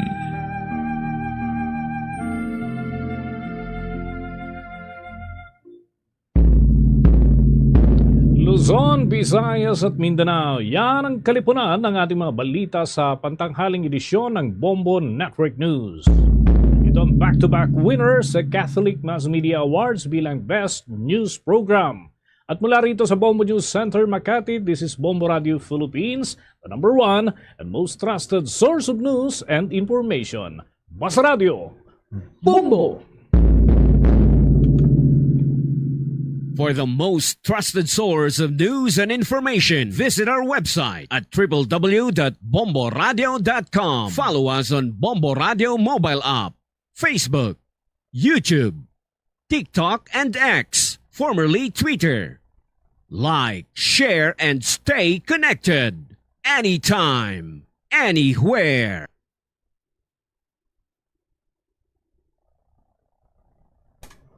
Oras sa Bombo Radio Iloilo, Philippine Standard Time, in punto launa na sa hapon. Balik na diri sa pagpangalagad sa Bombo Aray sa Udto sa DYFM, Bombo Radio Iloilo. Stand by sa aton sining mga kabombo sa dugang mga balita kag impormasyon sa mga kasimanwata. Aton man sining karon nga pag-istoryahan bla kay kunti nagasaka subong ang kapaangon. No, mainit subong ang panyempo sa palibot sang syudad kag probinsya sa Iloilo. Sa matter of fact, sa bilog sini iyang pungsod Pilipinas. Sanding diri sa pagtuon, no, kung mga kasubong sini gani nga yara kita sa extreme heat, no, nagatuga inigali sang movement or paghulag kag subong man isa ini sa ginakabing breeding season sang mga manog. Sa aton sini nga mga kasimanwa. So istoryahan ta na bala karon sa aton sini nga mga kulturan ang relasyon sang mapaang panyempo, mainit sini nga panyempo sa sining masami nga pagkakita, masami nga pagtuhaw sang mga manog. Diri man sa aton sini karon nga pagpangalagan. Check na naton this time ang linya ni Bombo Pauline Piliora. Inumay kang tanan sa sining latest nga development sa sining getaway vehicle sa nag-hold up sa iya sining upod nga driver na recover kuno iya sa may getaway vehicle sang suspitsado na recover sa area sang Lanit Haro. Kag ang Malacañang ginklaro diri nga wala ginapabayan sang gobyerno ang middle income earners. Check na to ng mga natipon nga mga balita ni Bombo Pauline Piliora. Bombo Pau, sa report, please go ahead. Una kita diri Bombo Cham no sa police report no kung sa diin development ini siya or update sa nagaluntad man nga hold up no incident ini siya kahapon nga adlaw sa may porsyon sa Lanit Haro. Ang latest investigation diri or I mean una kita diri no ang biktima or ang kolektor ang gin-identify diri ginkilala diri kay alias Julien no around 25 years old ina siya residente sa Binalbagan Negros Occidental samtang ining suspect or ining driver sang utility van amo ining si alias JJ 40 years old na ina siya. Ang ginahambal niya Bombo Cham is iyang address is Balantang Haro pero as per information sa pila sa mga barangay officials nga hindi ini siya kuno residente sa Balantang but then ang muling padayon na gina-investigaran diri sang kapulisan bangod man kami ari ini siya sang live-in partner kag may bata kung matigayon ini sila nga ma-track down man sa kapulisan base makabulig man diri makasupply sang nagakaigo man diri nga impormasyon Bombo Cham. With regards diri sa latest investigation sa aton na diri nga kapulisan sunod diri kay Police Captain Marvin Laranyo ang hepe diri sang Iloilo City Police Station 3 nga nakita no subong nga adlaw ining motorsiklo no badja ini siya Bombo Cham nga gingamit man diri bilang getaway vehicle sining suspect hold up incident sa may isa ka mall no sa bahin diri sang Tagbak Haro Bombo Cham kung sa diin padayon man diri gina-conduct nga hot pursuit operation kahapon nga adlaw sang nagpundo ini sila sa bahin sang Lanit Haro balik-balikan lang diri naton kahapon nga adlaw naghalin ini sila sa norte no nga bahin diri sang probinsya sang Iloilo and natingala ini kuno ang sakay sining or ining kolektor nga upod sining suspect kaya usually kuno Bombo Cham nagaagi ini sila sa may coastal road kung sa northern Iloilo ini sila halin sa coastal road ining ginadayday nila nga dalan but sa hapon nga adlaw diri sila nag-agi sa bahin sang Lanit Haro kung sa diin pag dito ng area nag-declare ini siya sang hold up pagintayaan ini sang kutsilyo kag naghambal pa ini siya Bombo Cham nga pasensyanay lang ini kuno bangod kinanglan kitini ang kwarta man Bombo Cham ginrason man diri sa suspect no kabataan ining kagbalatian galing nagapinahanglan ini sa kwarta following that nagsakay ini siya sa iyang motorsiklo nga nakapark within Lanit Haro and gilayon ini siya nagpalagyo based sa CCTV footage nga na fast track diri sang aton mga kapulisan sa Iloilo City Police Station 3 nagkadto ini siya sa bahin sang bypass road sa Lanit Haro nagwa ini siya sa may Green Garden sa may Tagbak Lanit area. Pagkatapos dira Bombo Cham nagsakay siya sa taxi ang iyang direksyon padulong diri sa Mandurriao. So most probably nagbalik pa ini siya sa syudad sang Iloilo and doon nakatabok pa ini kuno sa may bahin man sang plaza.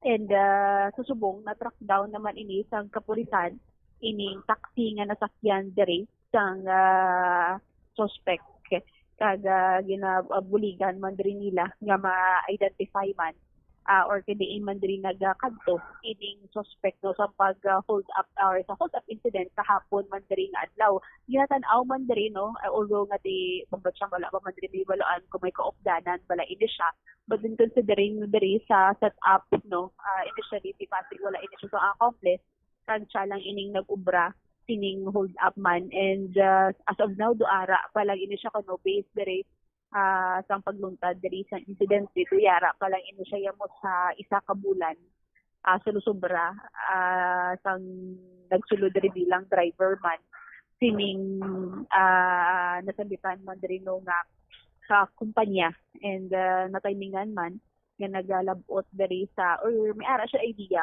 nga dako diri ilang nga collect which is around 200,000 pesos nga collection diri no sang kolektor tining motor parts suppliers no sa bahin man diri sang Iloilo Bombatsyang. Sa bahin man diri pabati naton ang ato nang interview kay Police Captain Mavin Naranyo, ang hepe sa Iloilo City Police Station 3. Actually no kay ina sa dalayon naton nga pagsuyod sang CCTV nakita naton nga dira siya nagasulod sa may area sa Green Garden, may Kalbak, tapos dito sa may Road. Actually, no, ang mumanaging himo naton kay according sa mga papers na ginpasa niya sa iya ginaobrahan, no, wala siya dito sa may Balantang. Kumbaga, hindi siya native of Balantang. So, muna ang gina-trace naton ang mga kakilala nila according sa iyang papers na nakuha natin sa pag-apply niya.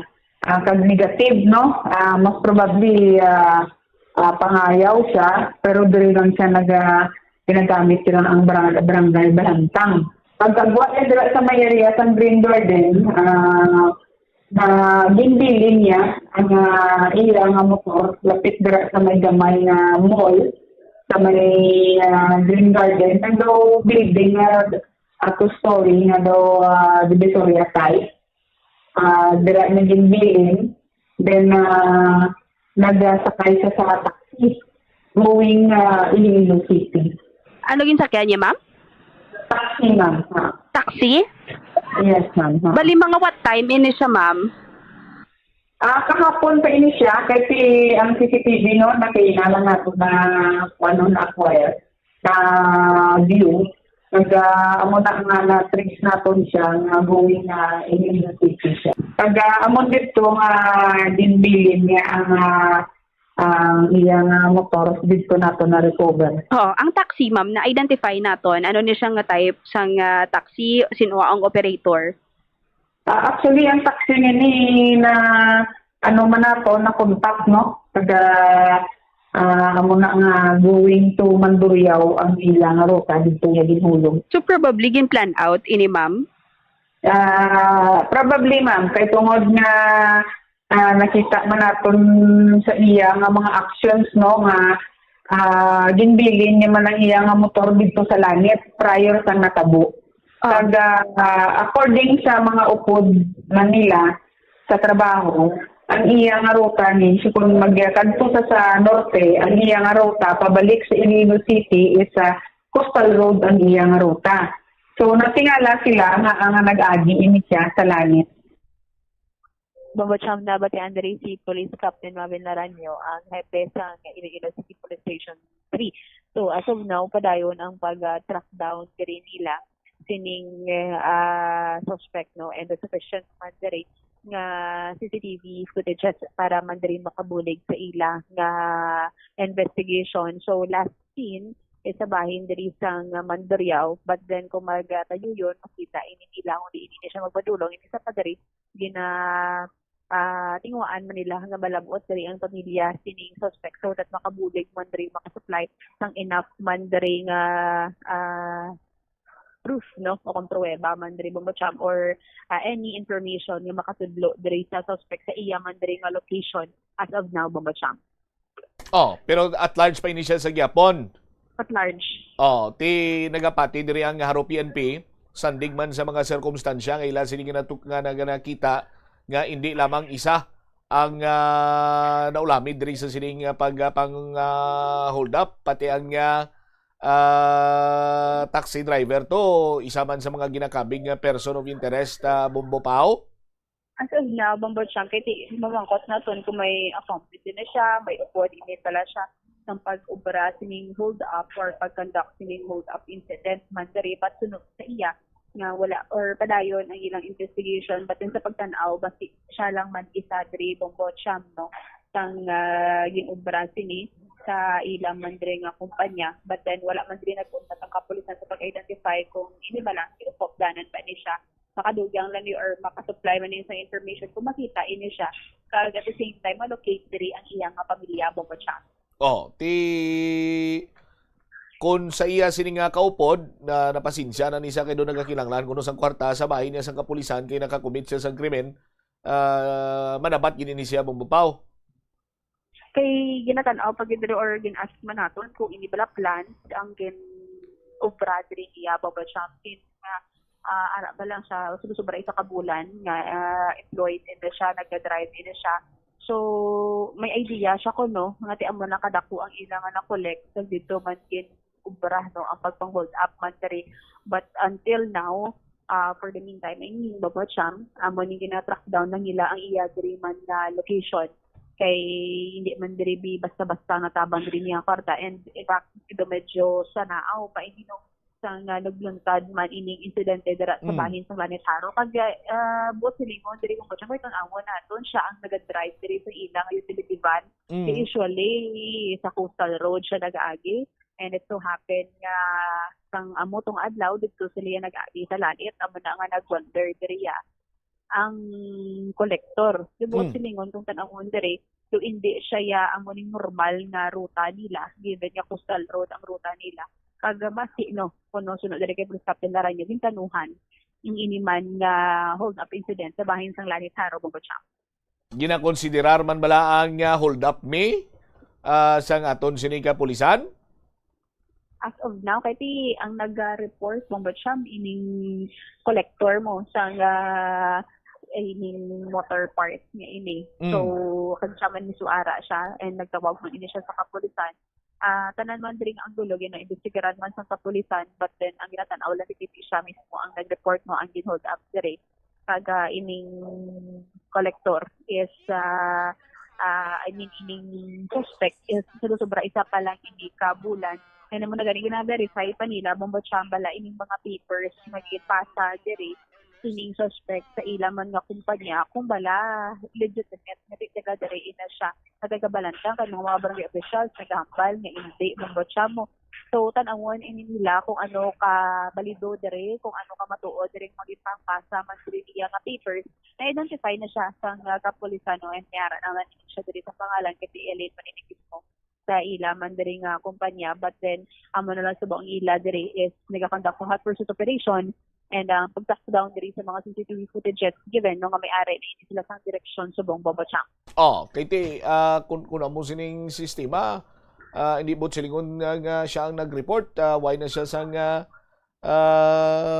kay labtanan no sa aton sini makutur why taman ginambal kag ginaduso gid nga may kay labtanan siya but ang plastada bla Bombo Pau sang mga sirkumstansya kung isa ka kolektor kag isa pa lang ka bulan ang kaupod sini nimo nga driver kag lain ang ruta nyo di bla dra pa lang nga daan medyo maano ka na medyo mapreparar ka na nga naglain ang inyo sining ruta kung why gid man siya sang ihibalo ti dakong iya sining pagpasalamat nga kwarta lamang ang tinutuyo why na siya ginsakit why na siya ginpilasan or whatsoever sa sining natabo nga pang-hold up sa iya.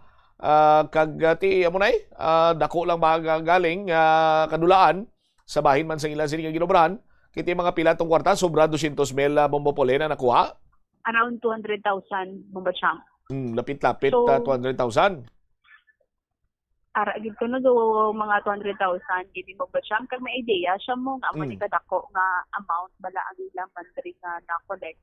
Nanto kami kabalo kung na hila or na napadala-dala lang diri siya given the amount pero kay hambal niya ko no kinanglan niya diri ang kwarta nung nag-declare man diri sang hold up but then other dati padayon ang tanan man nga ang gulo nga tan-aw man diri sang kapulisan kung ini bala may kaupdanan ini siya kung madugay din na hindi ginaplano kay tayo tanawon nato ng isa ka bulan hindi pa ina siya enough nga makilala mo ba lang isa ka tawo Bogotá and with that amount man sa kwarta nga ila man diri nga gina kaptan or yung nakaptan man diri sang kolektor kasi kung amo na pero pag deklarar nga hold up pag panaog ya ano man na coincidence lang ginamang may nag-standby dito nga taxi nga wala sang pasahero or ginparahan niya lang taxi nga nag-agi sa sinang area.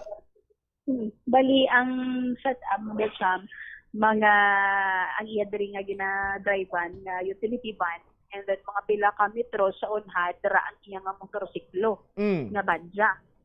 nagasulod ini siya sa bypass road sa Lanit, and then nagpadulong until nga nakagwa ini siya dampi sa may Green Garden Memorial Park. Alright. So, boundary, siya siyang Tagbak, Lanit, Bambatsyam. So, dito, nagimbiling ng iyang motor kag nagsakay sa taxi. Alright. And then direksyon padulong sa Mandurriao kung tanawon diri ang taxi. Tina-identify na ni sang kapulisan naton kung anong taxi diri niya maging nasakyan. Istorya naman diri ko nila Bambatsyam. Pero ang iyang motor na kita or na recover lang di within Tagbak area ng sinilang aga Bambatsyam.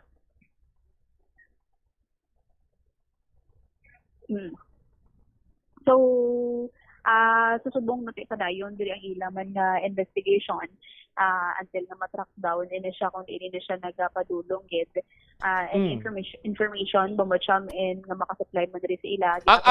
Ang area kung saan din na-recover niya sining motor dito yung ginbilin before siya nagsakay taxi? Kaya kung tanawin natin, Bambatsyam, dito siya nagsakay pa siya mo sa Tagwa, dito sa Tagbak Lanit area sa taxi. Tagbak Lanit, nakita niya iya nga motor sa Tagbak area man, bulapit sa gamay, dara ako nung nga mall, so diri kay police captain Laranyo. So, posible, balikan niya pa? Amo nang badayon ng investigation. Kaya yung tanawin natin, ang taxi ako no, kay kung sa Green Garden, Bambatsyam, around Tagbak Lanit, na siya. Lapit sa ginabon ko din nagsisilin ang iyang motor Bambatsyam kung saan ang din nato na ang area man. And then siya ang taxi na yung takyan niya is padulong dito sa may distrito kuno sa Mandurriao. Ako pa nang ginaibalo kung after Mandurriao, diin ini siya nagkanto. Bambatsyam po silingon sang time pa lang diri sa may Green Garden. Bigibili niya diri ang iyang motor, not to be exact nga sa Green Garden, kaya dira siya nagwa. Kung gibili niya ang iyang motor, kaya nagsakay siya yung mudayon sa taxi. Bambatsyam padulong diri ang area or padulong ang direksyon sa distrito sa Mandurriao. Alright. Sa piyak na bahin, Bambatsyam, diri naman kita sa subong na ginabatsyag naman naton diri ang krisis. Kung sa diin kahapon ni adlaw or gipahayag diri sang Malacañang nga wala man kuno ginatabayan sang gobyerno ining mga middle income earners no bisan pa at aton man diri economic strain nga ginadala diri sang global tension particularly sa bahin man sa Middle East kag ginapumutsag nga nagabulig hindi lang nagalingat diri kuno sa direct nga cash aid kundi nagaabot man sa mga discounts kag relief measures. Kahit kung ang iban, matanawon natin subong do ara bala sa pabayaan na diri kuno. Ang iban nga mga middle class earners nagambal nga dugi na pabayaan naman diri kuno sila. Kaga mostly diri na ginatagan sa cash assistance ining mga low income earners pagkatapos ang dito naman niya sa babaw amo ni ang or butang nato sa mga posisyon diri or ara sa government pataga sa government position kuno ang iban tigin abuse man diri ang taxpayers money but then nagsiling diri si Palace Press Officer Undersecretary Claire Castro nga ang mga middle income workers isa sa mga panguna man diri ka beneficiaryo ng bag-o lang ginanunsyo ko nga 50% fare discount sa rail transit system o galing kay ang siling diri naton limited siya sa dito lang sa bahin sang Metro Manila ining LRT kag MRT and gin-stressed out ni Mandiri or gin-highlight diri sang Undersecretary ni Yusek Castro nga ginapahamtang sumusunod gobyerno ining suspension na sa excise taxes sa liquefied petroleum gas o kun ining LPG kag kerosene bilang kabahin sa emergency relief measures mga diri sa nagasaka nga presyo ng fuel no nga gina-connectar man diri sa tension sa Middle East. And antes pa man diri kon ang suspension ang excise tax yara sa 3 pesos kada kilogram para sa LPG kag 5 pesos kada liter para sa kerosene. And bangod man diri sa waiver no nga nag-epekto last April 17 ginapaabot na makakinot man diri no ang mga consumers around diri 3 pesos and 36 centavos kada kilogram sang LPG o mga 37 pesos na ini siya kada 11 kilograms ng household cylinder no ginagamit man diri Bambatsyam sang mga atong mga kauturan kada 5 pesos or 5 pesos point 56 centavos tubtob 5 pesos and 65 centavos kada litro man diri sa kerosene and aside from di kuno So kay Jose Castro nga may ang mga programs man dala ko na financial reliefs man diri kapareho sa mga government agencies like Social Security System, FSS, Government Service Insurance System o kung GSIS kag ang pag-event fund kung sa diin ang SSS nagatag na diri kuno sang tugtog 60 billion pesos nga financial assistance kag benepisyo o kung benepisyo no sa mga members, pensioners kag employers paagi man diri sa mas ginapalapad man diri nga loan program kabahin sini ang condonation sang loan penalties kag bulig man diri sa mga employer delinquencies no Bombo Champ kadungan bala dara ipabatit naton ang nanging payag sang pag first briefing na diri man sa bahin sud sang Iloilo ni Undersecretary Claire Castro.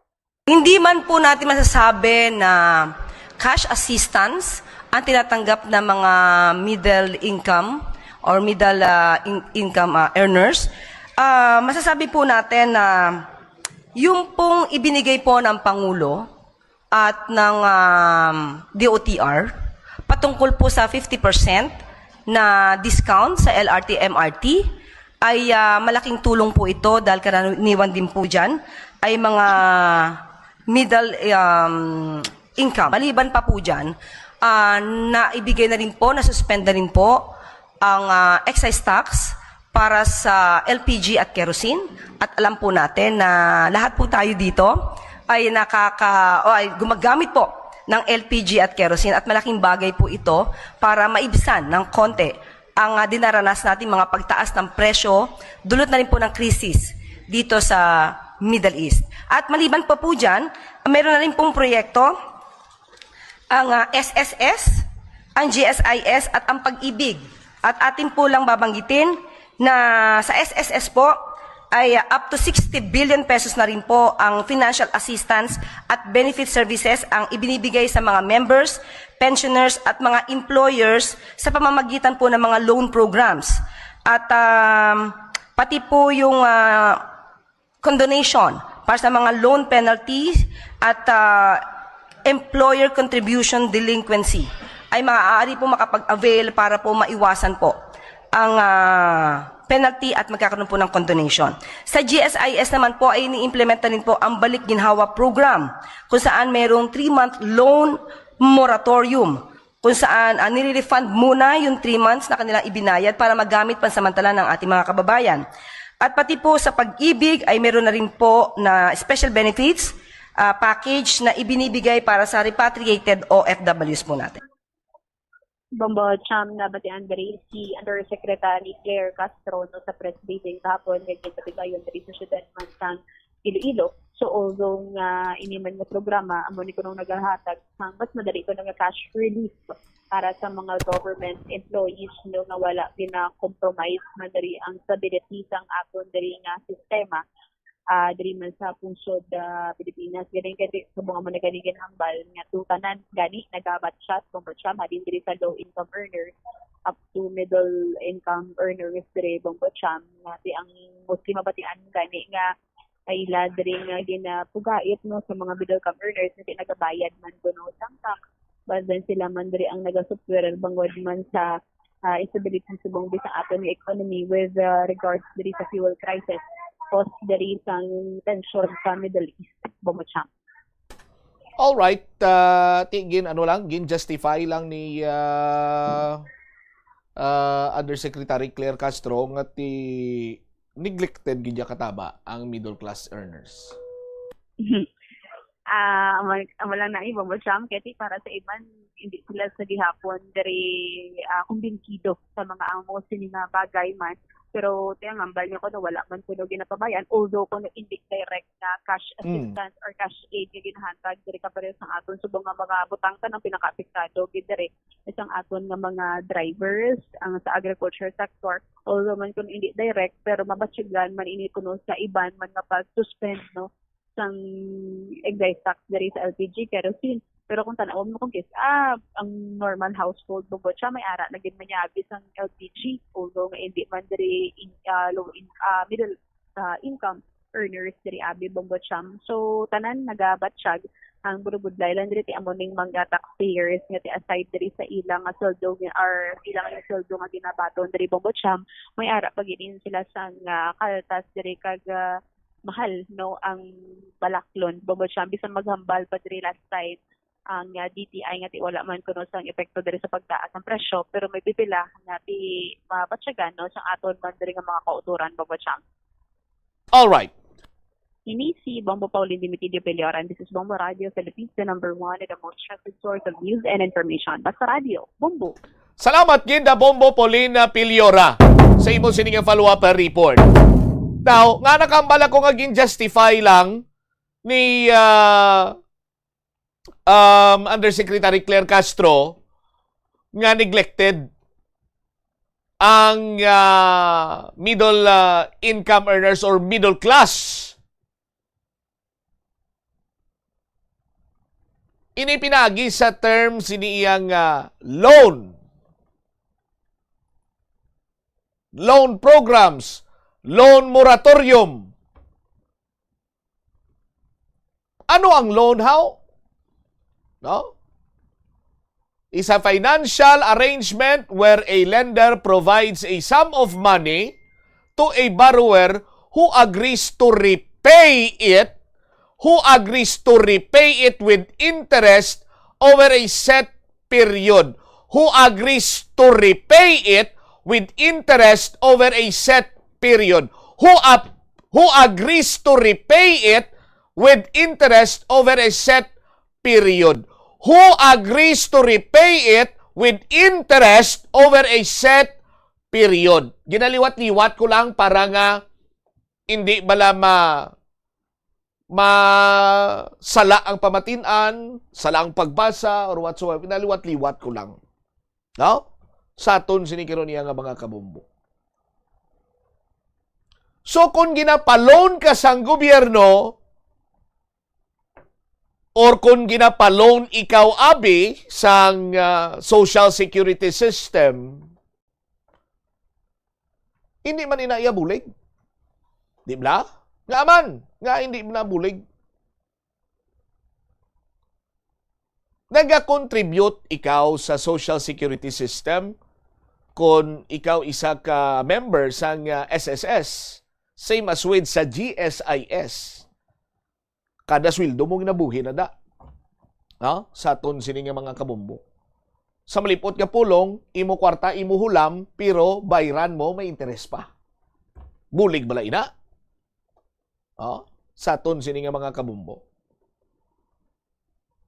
Pambalon ka, personal loan, multi-purpose loan, ano sini nga loan mower, no? Loan man ina sa gyapon. Utang! Kag bayaran mo with interest. Sa aton sini nga mga kasimanwa. That is why nga nakahambal kita nga ara ang programa sa gobyerno, may mga loan programs, so hindi inaiabulig.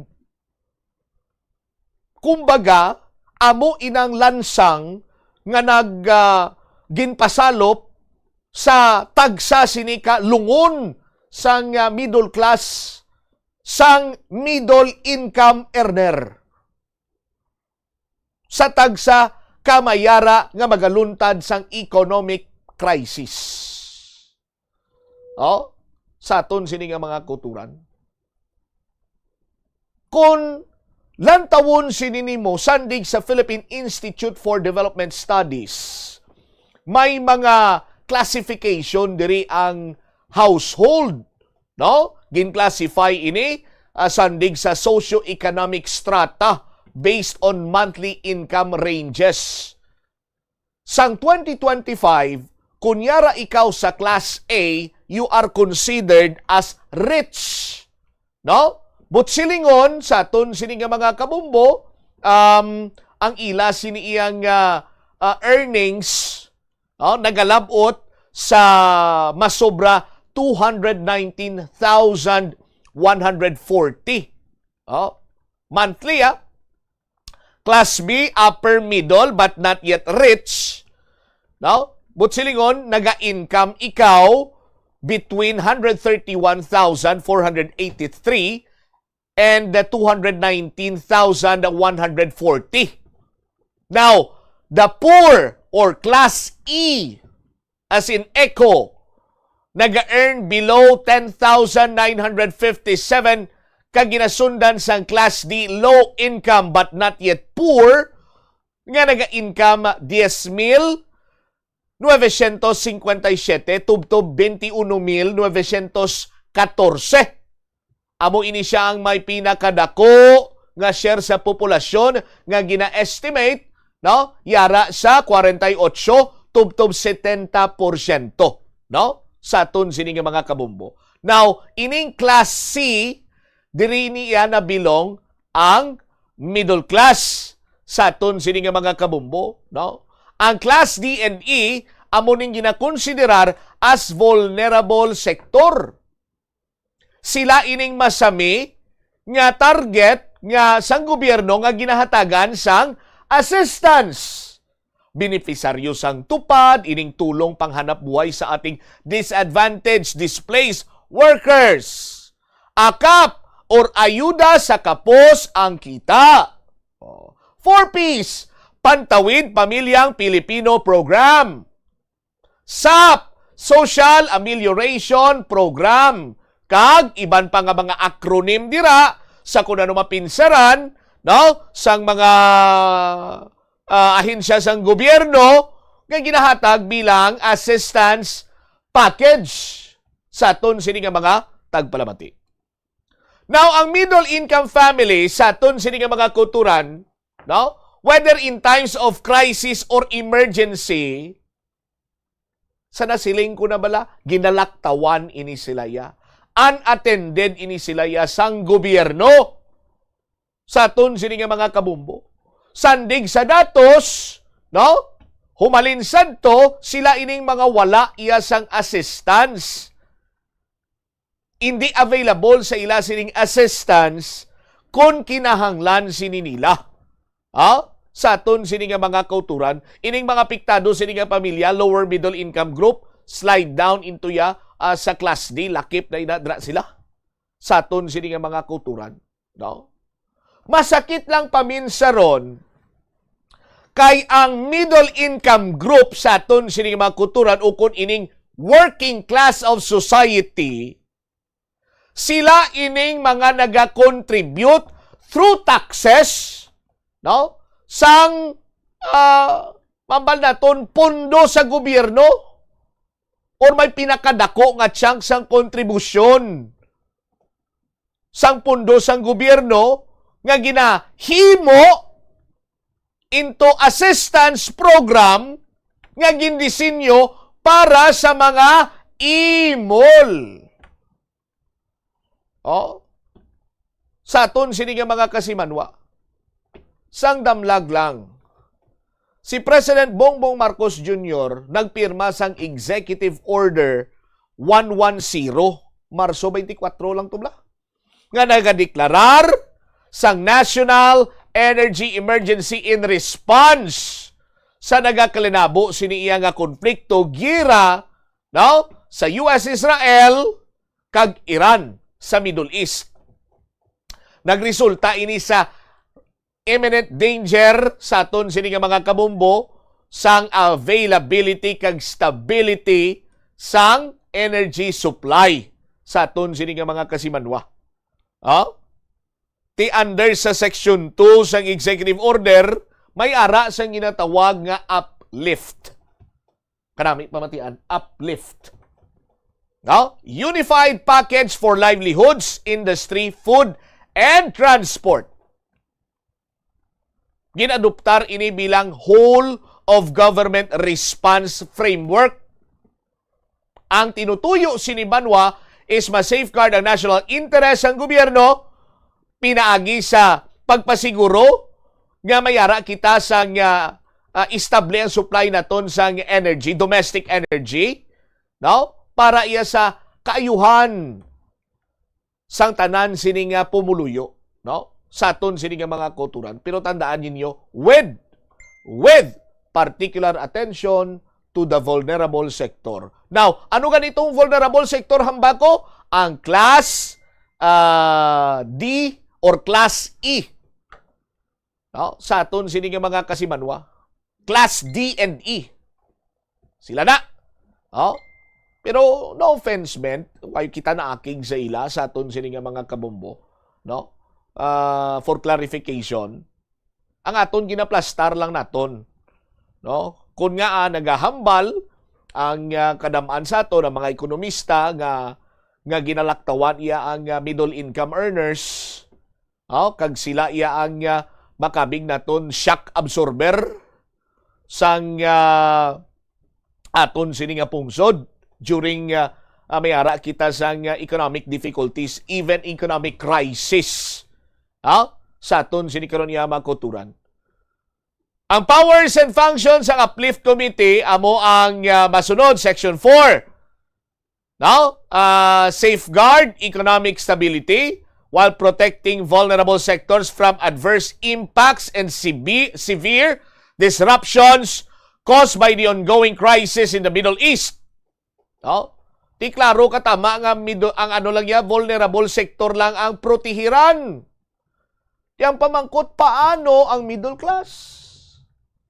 Sino yang maproteher sa middle class?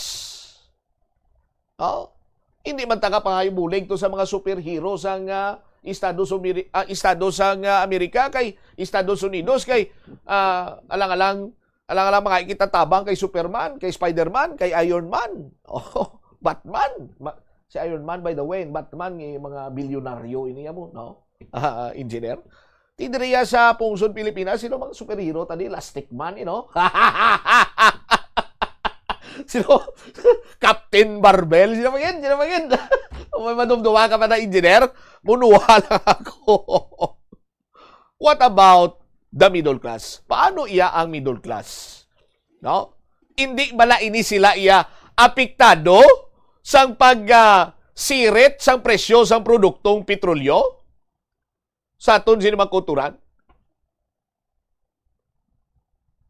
Kung madumduman yung pamayara na gani, naka-roll out na yung government, nag-distribute na sa fuel subsidy allocation, public utility jeepneys, tricycle drivers, no? Para nga maprotehiran ang ila sining take-home pay bangod sa sining pagtimbok sa presyo sa gasolina kag diesel. Paano iya ang mga ordinaryong government employees? Adlaw-adlaw nagapadulong sa opisina, no? Ining mga nabilong sa middle class, may nakapinsar, may nakadumdum sini sa ila, no? Bisan pa ano bla, may nakapamangkot sini sa ila nga ti kumusta, sakit man agi sang tag 120, 130 nga presyo sang diesel, sakit man agi sang tag 92 nga presyo sang kada litro sang gasolina. Pagsaka sang per kilogram sa liquefied petroleum gas. Do ang hawak mo ay nagatabi do. Sakit man agi Duway man duway gani sa may nakapamangkot sina sa middle income earners. Ari pagid section 6. Mayara sang mando sa Department of Social Welfare and Development nga padasigo ng pag-release ang assistance under assistance to individuals in crisis situation sa iban nga mga vulnerable group. Sa liwat, may relief, may tabang, may ayuda exclusively ugaling sa mga poor and lower income classes. Wow, why gidya kalabot sa middle? Why gidya nakalabot ya? Sa middle class? Sa aton sini nga mga kabumbo?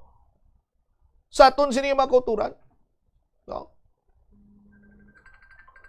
Pero kung imo sini nga lantawon sa aton sini nga mga kasimanwa, across sa socio-economic classes, ining government assistance mga programa sa nga gobyerno, no? Mga cash transfer ini, mga fuel subsidy, mga emergency relief, no? Sa aton sini nga mga kabumbo, no? Consistently designed ini iya sa vulnerable sectors. Pero ang middle class sa aton sini nga mga kasimanwa nagahipos-hipos lang pero nagabalakhuon na kay ang middle income earners amo ang nagahipos-hipos lang apang nagaabaga sang tax burdens. No? Ining tax ang middle class, nagadirekta ini sa mga programa nga nagapundo para ipanghatag sa mga poorest of the poor sa aton sini nga mga kauturan. Ti sila iya ang middle class income earners iya. Anong ila itabang niya sa ila sini nga kaugan kay sila gani bululigan man. Oh. Ang middle class gabayad tax. At the same time, ang middle class among nagapahulag sa ekonomiya. Kag ang middle class amo payabanwa ang ginalaktawan, ang nagakalimtan nabilin sa katabtaban sa tsimpo nga ang aton sini nga gobyerno managtag sang ayuda. Middle class, hindi malakip sa akap. Middle class, hindi malakip or pwede or ma-qualify. I-rephrase ko gali hindi malakip, hindi na insakto nga term. Hindi qualified or qualify, hindi ma-qualify sa tupad. Hindi ma-qualify sa akap. Hindi ma-qualify sa 4-piece. Hindi ma-qualify sa AX. Kay kung maghambal ka, hindi malakip, do sala nga term ina engineer nga man, pwede malakip ang middle class, Lakas ka lang yan lakas ka lang sa mga barangay opisyal. Kop! Dugang to dami, kop!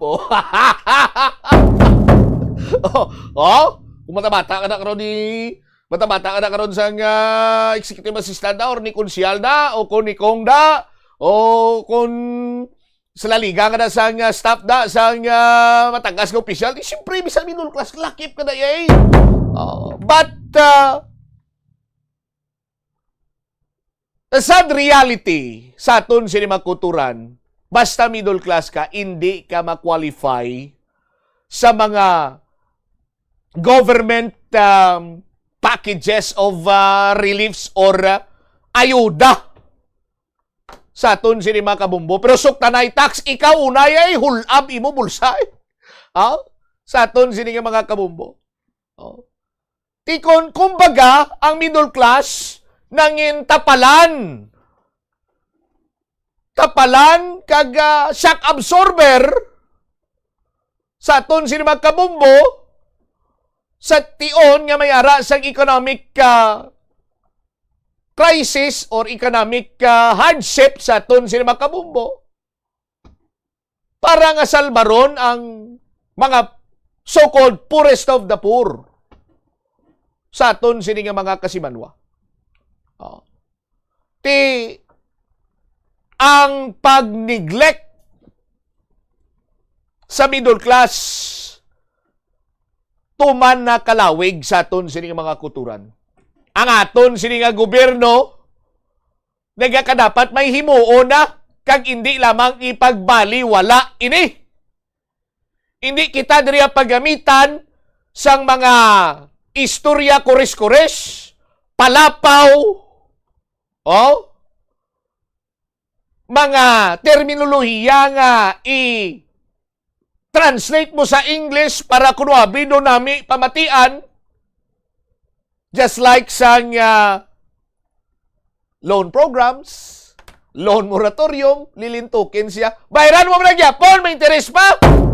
Yanong nami sinadra.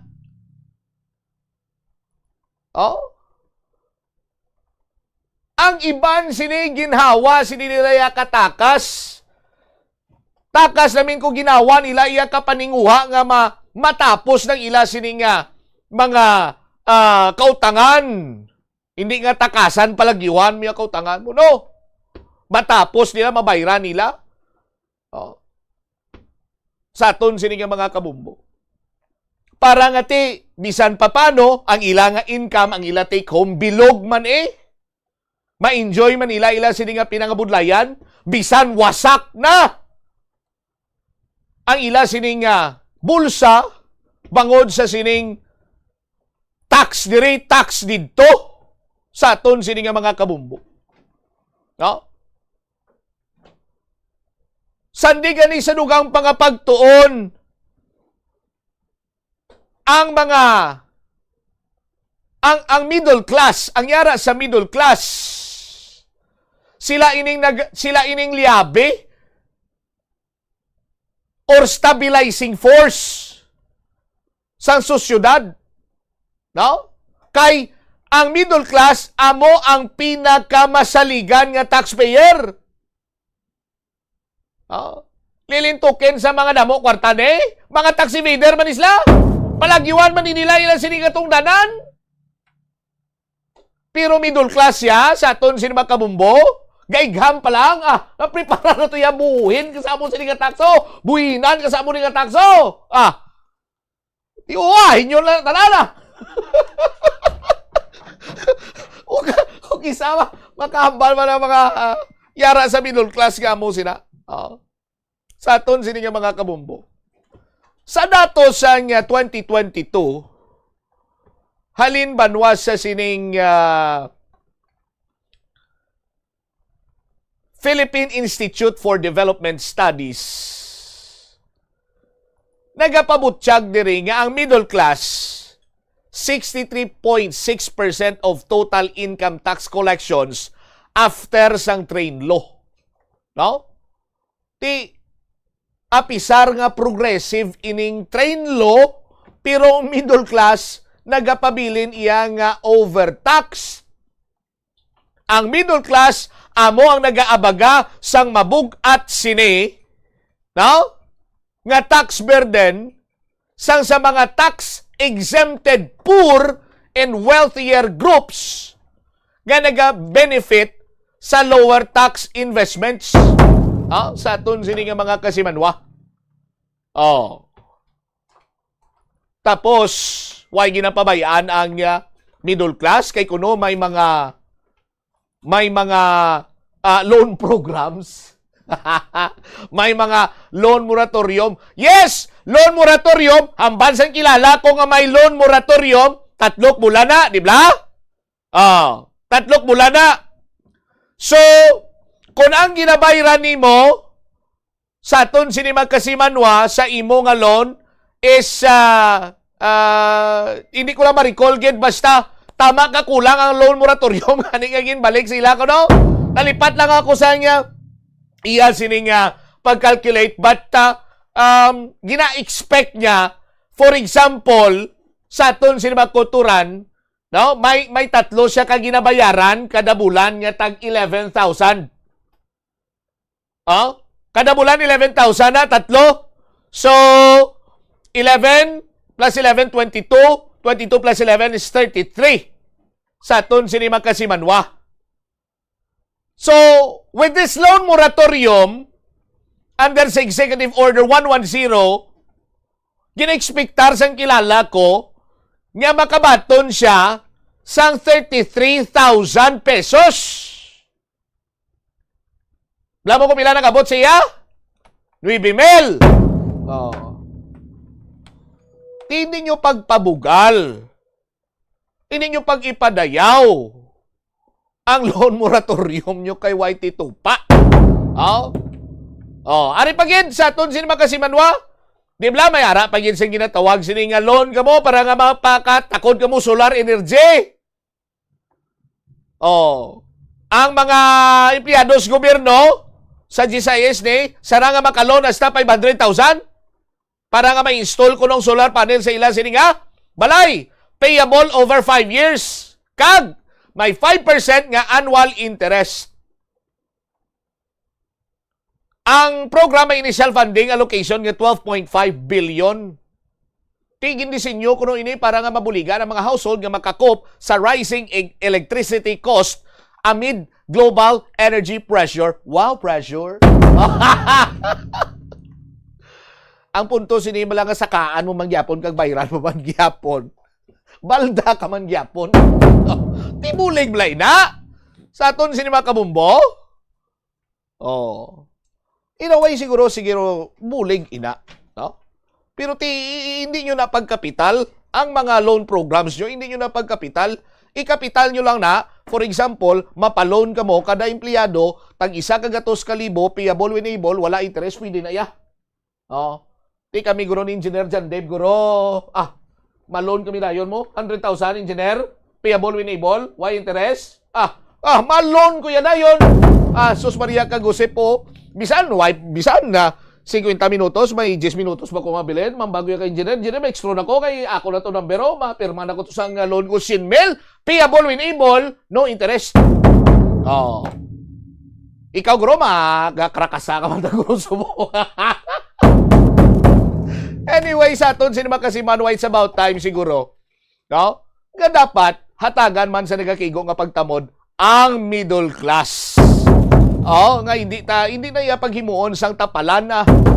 Ilakip taman sila sa mga bruligan kay nagakinanglan man sila sa bulay kasubong sa mga poorest of the poor or lower class income earners. 52 minutos na nakaligad sa takna sininga launa.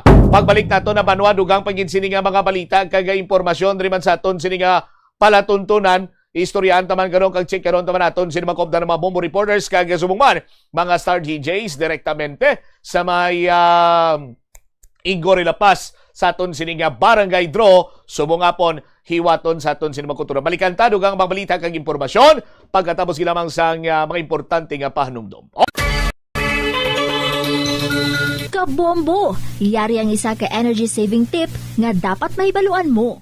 Masami ka bala nagasako kung magluto, ilabi na ako ng karne o kung isda nga imo inoglunod, ang frozen pa? Hinay-hinay lang ka, Bombo. Ang frozen food, mas mahakog magkonsumo sang gas kung nakasal ang nasa kaldero. Inibangod madugay pa ini magtahaw kag mag-init, antis maluto. Gani siguraduha nga antes magluto, nakatahaw na nga daan ang isda, karne o kung iba pa nga frozen foods, antes iniisal ang sakalan. Ang wais sa kusina, makinot sa enerhiya.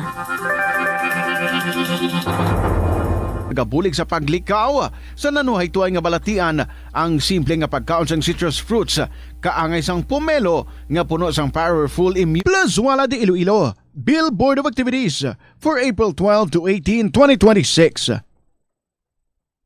All the Goldie songs will again fill your weekend as the Technocrats Band ang natalana nga maghatag sa inyo sang one great musical blitz sa concert at the plaza sa Abril 18, Sabado, mag-aumpisa alas 6 sa gabi. Sa tion sa musical show, napulo ka mga matahom nga plaswala di Iloilo mugs kag madamo pa nga iban ang igaparafol sa mga suki sa plaswala di Iloilo. Sa Abril 19, Domingo, ginaagdang tanan nga mangin kabahin sa Eucharistic celebration nga paghahiwaton sa Latolda sa among adlaw alas 11 sang aga. Sa tion sang Holy Mass, ipangamuyo naton sa Ginoo nga iatandugon ang kasing-kasing sa mga lideres ng warring countries nga pilion ang peaceful means over deadly means to resolve conflicts. Plus wala di Iloilo, we remain to be one with you in the common hope for a better community and a progressive country in 2026. Ano bala ang dapat tandaan sa tion nga magbiyahe agod mangin hassle-free ang bakasyon? Yari ang pila ka mga tips. Una, i-check ang health kag travel alert sa napili nga mga lugar. Ikadua, magpili isang safe nga accommodation. Mag-research ka magbasa sa mga reviews sa napili nga lugar antes mag-book. Ikatatlo, siguraduho na nga may nagagana nga mobile phone ang tanan nga mga upod agod mangin mahapos ang komunikasyon sa tion nga madula o kung kinahanglan nga magbulagay sa dalan. Be prepared in case of emergencies. Siguraduho na nga may backup nga emergency plan nga may medical reimbursement sa tion nga may maospital bangod sa aksidente. Ini nga pahanumdom ang ginadulong sa imo sang the #1 and most trusted radio network in the country, Bombo Radio Philippines. Basta Radio Bombo! Kabombo, yari ang The Farmers Bazaar, your traditional public market with the touch of Plaswalados, ang isa ka lugar nga gintukod sa tion kag sa kasagsagan sa COVID-19 pandemic. nga may tinutuyo nga maghatag sa imo sang safe marketing experience. Subong nga ang COVID-19 hindi na gid man dako nga pamahog kag nagapakadto na kita sa next normal. Rest assured nga ang Farmers Bazaar will further evolve agud yung magpadayon sa paghatag sa inyo sing satisfying marketing experience. The Farmers Bazaar. Sa lower level, tara na pahamtang ang fish, poultry, kag meat section para naman sa inyo mga kinahanglanon nga prutas, utan kag iban pa, magbisita sa upper level, pinaagi sa paggamit sa hagdanan o kon sa pagkadto direkta sa parking lot. The Farmers Bazaar, your traditional public market with a touch of Plazuela Dos. Yari ang isa ka praktikal nga pamaagi agon makakinot sa paggamit sang tubig. Usisa kag kayohon galayon ang nagalik. Bisan pa sa tig-ululan nga adlaw, ang nagatulo nga gripo kag tubo nagausik sa madamo nga litro sang tubig. Gani hindi na maguyang sang tiempo. Kay uha nagatulo nga gripo o kun tubo. Idi bangod nga ang kada tinulo sang tubig nga nagakausik. Katumbas ini ang senentimos man nga nagakauyang halin sa imo bulsa.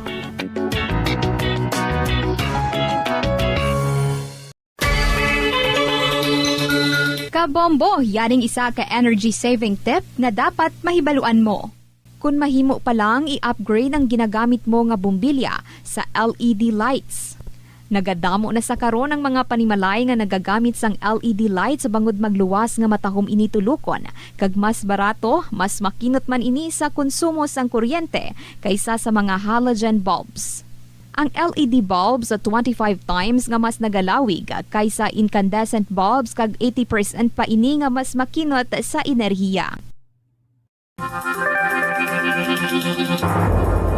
Yari ang mga simpleng nga paagi agod makakinot sang tubig. Tinguba ang mga lalabahan kag tinguba man ang pagpanglaba. Ang pagpanglaba sang isa ka bes sa isa ka semana ang nagakinot sang naglabot sa 50 litro sang tubig. Kung nagagamit sang washing machine, iset ini sa mas manubo nga wash cycle. Oras sa Bombo Radio Iloilo, Philippine Standard Time, 58 minutos sa nakaligad sa takna sining alauna. Bao may naghingagaw ginagmensahe sa kon inженеро.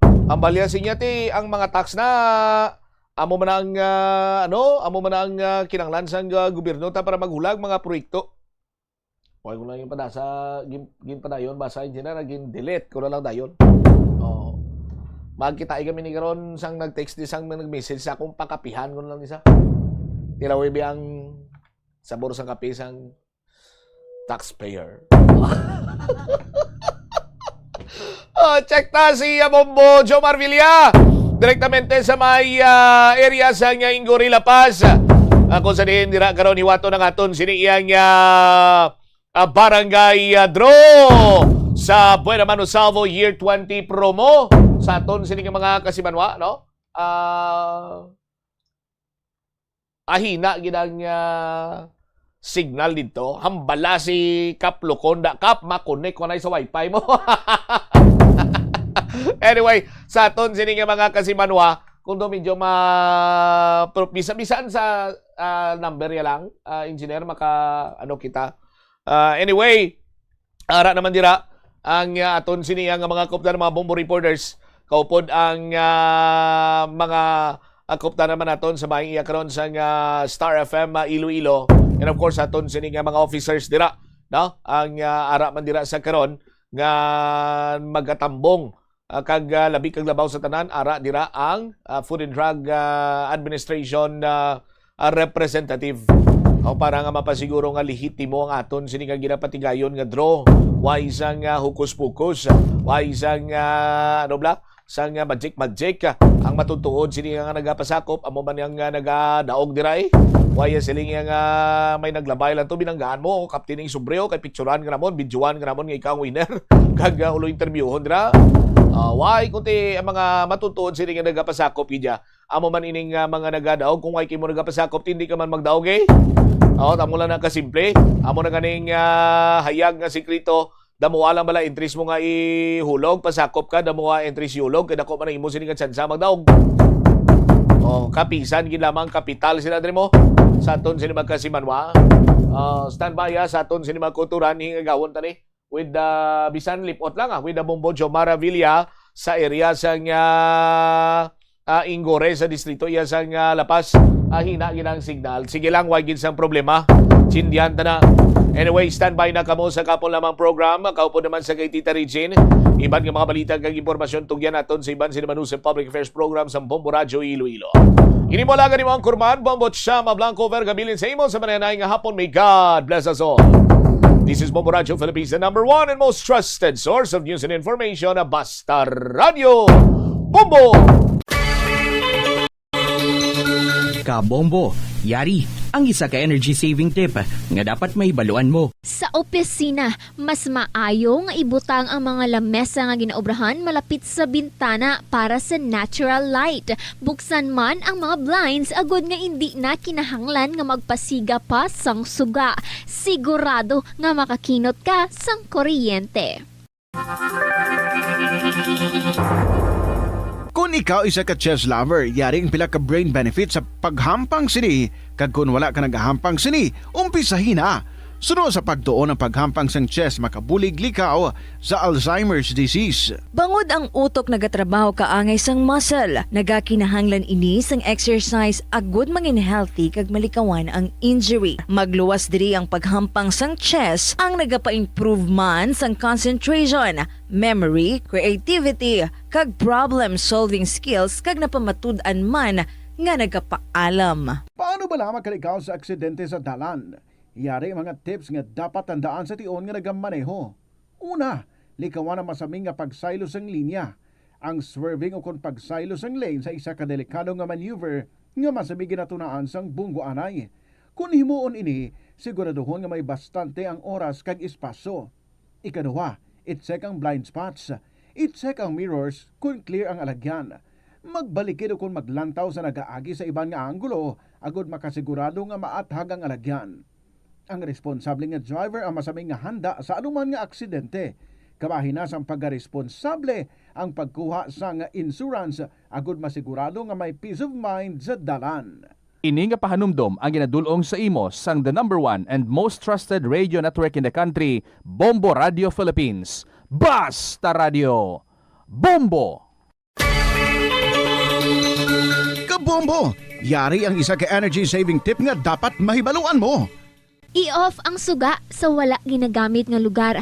Patsyon ang suga sa restrooms, pantry, hallway, o kon meeting rooms kung wala sang tawo. Mas makinot inis sang sa pabayan lang nga nakabukas ang suga sa bilog nga adlaw.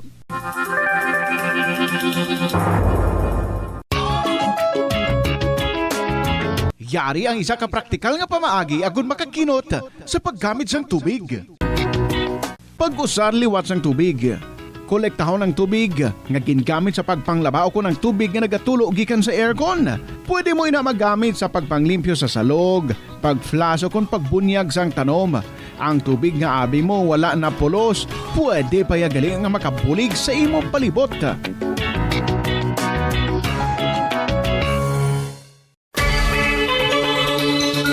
Kabombo, yaring isa ka energy saving tip nga dapat mahibaluan mo. Kung magbutang sang pagkaon sa refrigerator, hindi magbutang nga bag-o pa lang naluto o mainit pa. Pabugnawaan na yung pagkaon antes taguon sa ref. Sa sini nga paagi, hindi maayawan ng fridge sa pagpabugnaw sang temperatura. Regular man nga i-defrost ang imo ref kag freezer. I-defrost na ini kung magdamol na sang 1/4 inch ang ice para masiguro nga Plus Wala de Iloilo, Billboard of Activities for April 12 to 18, 2026. Oldie Goldie songs will again fill your weekend as the Technocrats Band ang natalana nga maghatag sa inyo sang one great musical blitz sa concert at the plaza sa Abril 18, Sabado, mag-uumpisa alas 6 sa gabi. Sa tion sa musical show, napulo ka mga matahom nga Plus Wala de Iloilo mugs kag madamo pa nga iban ang igaparafol sa mga suki sa Plus Wala de Iloilo. Sa Abril 19, Domingo, ginaagdang tanan nga mangin kabahin sa Eucharistic celebration nga paghahiwaton sa Latolda sa among adlaw alas 11 sang aga. Sa tion sang Holy Mass, ipangamuyo naton sa Ginoo nga iatandugon ang kasing-kasing sa mga lideres ng warring countries nga pilion ang peaceful means over deadly means to resolve conflicts. Plazuela de Iloilo, we remain to be one with you in the common hope for a better community and a progressive country in 2026. Yari ang isa ka praktikal nga pamaagi agon makakinot sa paggamit sang tubig. Kamu bala may mga hinuptanan nga mga ido? Kadasan-o ninyo ini ginapaliguan. Ang maayo nga tip dira, paliguan ang inyo ido sa inyo kahilamunan o kung ogsaran nga may mga tanom ka nga isang Bermuda grass. Doble ang purpose ni. Ginapaliguan mo ang inyo ido, ginabunyagan pa ninyo ang mga tanom kag mga hilamon nga nagahatag duag kag katahom sa palibot. Trivia, ang Bermuda grass magluwas sa aesthetics, mayaraman ini sang environmental benefits kaangay isang paglikaw sa erosion. Tanan kita mayara sang mabulig agud pakibatuan ang climate change. Magamit sang bag nga pwede magamit sang liwat-liwat agud mabuhinan ang plastic bag nga ginahaboy. Bangod ini nagatugas ang greenhouse gases. Ikaduha, hindi masumi magamit sang computer. Kung 4 ka oras lamang sa isa ka adlaw ang imo nga paggamit sang computer, makabuhing ka na sang carbon dioxide emission nga 83%. Ikatatlo, kung malapit man lang imo nga kaladuan, mas maayo nga maglakat o kung magsakay na lang sa bike. Magluwas sa makakinot ka na, mabuhinan pang polusyon nga nagatugas ang climate change. Kabombo! Yari ang isa ka energy saving tip nga dapat mahibaluan mo. Siguraduhon nga matinlo kag maayo ang kondisyon sa mga appliances, pareho sang electric fans kag air conditioners. Kung puno sang yabo ka mga ini, mas mabudlay sila mag-function gani mas madamo nga kuryente ang kinahanglan para makahatag sang pareho nga kabugnaw. Halimbawa, ang electric fans tinluan ang mga blades kag grill para mas mabaskog ang hangin. Sa air conditioner naman, tinluan ang filters kag i-check ang refrigerant para hindi mauyang ang kuryente kag mas mabugnaw ang hangin nga ginabugas sini. Yari ang mga household level fire safety measures nga dapat tandaan agud makalikaw sa sunog sa balay. Hindi magbutang o kung magtipon sang flammable substance o kung chemical nga makatugas ang sunog sa kusina o kung sa sulod sang balay. Ipalayo man sa mga kabataan ang pospro kag lighters. Patya ang kalayo kag baga matapos ang pagluto sa kusina. Siguraduhon nga wala nagasungaw kag pirmi limpyuhan ang mga kerosene kag gas stoves. Tandaan, ang paglikaw sa sunog sa sulod sa balay, responsibilidad sang bilog nga pamilya. Kabombo! Yari ang isa ka energy saving tip nga dapat mahibaluan mo. Kung ginbilin ang computer nga nagaandar bisan wala ginagamit, nagakonsumo gihapon ini sang kuryente. Mas makinot kung ibutang sa sleep mode kung wala ginagamit sang 5 to 10 minutes. O kung i-shutdown ini kung mag-break ikaw sang mas sobra sa 15 minutes. Ang monitor pwede man nga patyon pagkatapos sang 3 to 5 minutes nga wala ginagamit. Sa sini nga paagi, makakinot ang opisina sang dako nga kuryente kada bulan. May kilala ka bala nga mga bata nga mahilig sa video games? Nagausik bala ini sang inoras sa paghampang sang iya ginakaadikan nga games. Isa ka pagtuon sang American Academy of Pediatrics ang nagapahayag ngang sobra-sobra o kun inoras nga pagtiner sa paghampang sang video games ang makadulot sang depresyon, anxiety kag manubo nga grade sa eskwelahan. Suno sa mga eksperto, halos 9% sa kada 3,000 ka mga elementary students sa kada pungsod ang makabig pathological o kun addict sa paghampang. Makabig nga Ito ang Bombo Radio Philippines. Fully digitalized. Numero 1 sa balita, komentaryo, drama at serbisyo publiko. Bombo Radio Philippines. Bombo Radio Philippines. Unmatched. Number 1 and most trusted source of news and information. Basta Radio Bombo! Beautiful weekend sa inyo tanan mga kabombo. Good afternoon. This is Tita Regine. Welcome. Diri sa kahapon lamang program on a Saturday. I am sure nga ang kalabanan sa inyo dira paway anay no sa paglagaw-lagaw kati mahalang gatong and at the same time gitagite ang init. If ever, siguro maglagaw-lagaw ko ron na, mga gataw-tahaw na bala ang init. And of course, kung may unod ang bulsa. Go get. So for the meantime, santang ara ka mo dira sa inyo mga panimalay, kita ang mag-aopdanay sa sininga hapon. We're going to the Persian Gulf again. Mag-istorya kita sa aton nga winners, si Big Brother sang Quinto Distrito. Kagara na siya sa aton nga linya on standby about 5 hours earlier gila ang ilang oras kumparar diri sa aton. But anyway, sige, let's find out kung kumusta na siya subong kag ang mga kaupdanan man niya didto no nga mga seamen nga na-trap dito sa Strait of Hormuz. 10 minutes after 2 o'clock, once again, this is Tita Regine and I welcome you sa Kahapon Lamang program. Later on, after the interview, of course, we're going to announce our new winner para sa sininga semana to also win 1,000 pesos nga cash. Sa inyo nga may istorya dira. Over the weekend, I hope nga ti makapadalaman ka mo, makahitso ka mo 1 or 2 letters or bisan isa lang, okay na, especially sa mga newbies dira, ang aluyag man, nga magpasakop diri sa Kahapon Lamang program. Email your story sa bombo_iloilo@bomboradio.info. Pwede man nga sulaton ang mga kasaysayan and ipadala sa Kahapon Lamang program, DYFM, Bombo Radio, Iloilo, Sky City Tower, Mapa Street, Iloilo City. Inatamyaw ta sang happy birthday ang ginapalangga naton si Lolo Dencio suki man diri sa Kahapon Lamang program. Happy birthday gid sa imo Lolo Dance. Kag ari na ang atong bahanon para sa inyo tanan from Regine Talk. Mahal ka nang mahal ko.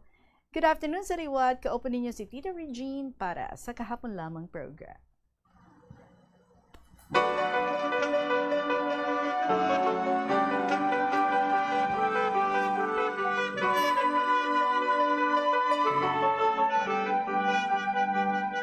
Sinta, kumusta ka na? Matagal na rin tayong pinagkikita. Sinta, ba't ka nawala? Nawala bigla na parang ulan. Balang araw tayo makikita muli, tatandaan ng bawat sandali. Alaala'y hirap limutin, mga salitang binitawan mo sa'kin sa iyong bagong minamahal. Huwag sanang kalimutang ipaalala sa kanya na mahal mo siya, na di ka mawawala. Huwag sanang mapalitan ng luha, saya, swerte mo. Ang swerte mo, mahal ka ng mahal ko.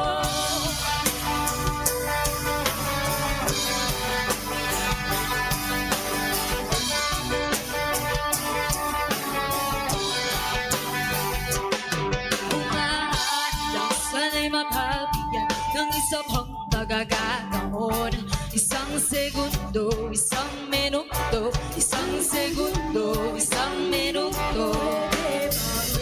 Tingin ang panahon na di balik ang ating kahapon. Alaala'y hirap limutin, mga salitang binitawan mo sa'kin sa'yo bagong minamahal. Huwag sanang kalimutang ipaalala sa kanya na mahal mo siya, na di ka mawawala. Huwag sanang mapalitan ng luha, saya, swerte mo. Ang swerte mo, mahal ka ng mahal ko.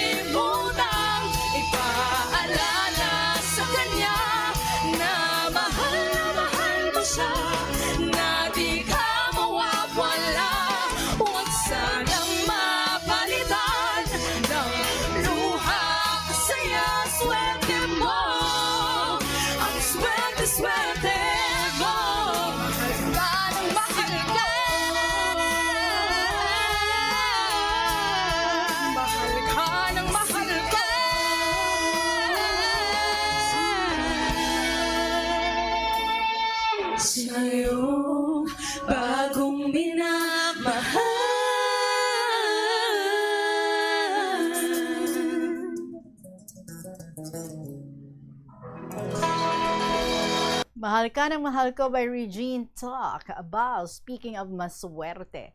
Madamo na naman ang mga maswerte sa sininga adlaw because may ara kita sa weekly draw sa barangay sa Buena Manosalvo year 20. So good luck na lang sa tanan ng mga nag-join. Oras natin, it's 17 minutes after 2 o'clock. Nakita ko na siya. Nagkakayo-kayo na siya sa iyang buhok. Looking good. Sa ating nga linya subong through video call ang ating nga pag-interview sa iya. Suki man diri sa kahapon lamang program. About 3 to 4 years ha. Nga wala kita kabati sa iya. But now he's back in action. Big Brother sa Quinto Distrito. Good afternoon, gid sa imo. Big Brother, you're on air. Mga listeners, happy weekend. Happy weekend. Kamusta ikaw? Ano oras na subong? Kamusta ang reception? Kamusta ang reception sa akong signal ta? Okay na subong. Okay na subong. Ano oras na subong? It's 9:15 ba? Yeah. 9:15 tita. In the morning? In the morning. In the morning. Yes. So, kumusta ikaw? Ano ang subong sitwasyon mo dira? Dira ka pa sa Persian Gulf? Yeah, currently tita, ari kami subong sa Bahrain, naga-load, and then prepare naman kami departure going to Saudi sa Jubail. So, bale, wala na kamo to dito sa Strait of Hormuz. Bali subong tita, wala na kami dito galabay kay ang amon nga biyahe di ba sa una sa Oman and then going to Saudi. So we need to cross gid sa Strait of Hormuz. Taon ginbago ang amon nga biyahe, diri lang kami kay hindi kami kagwa kay di ba gin close.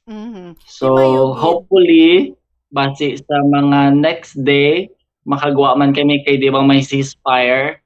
Then na-arrange ng amon nga nga pagwa. Okay. It's good, ha? Ngati, why na ka muna trap? You're saying, why na ka muna trap? So, ano na ang mga latest developments dira since the last time na nag-update ikaw diri sa amon?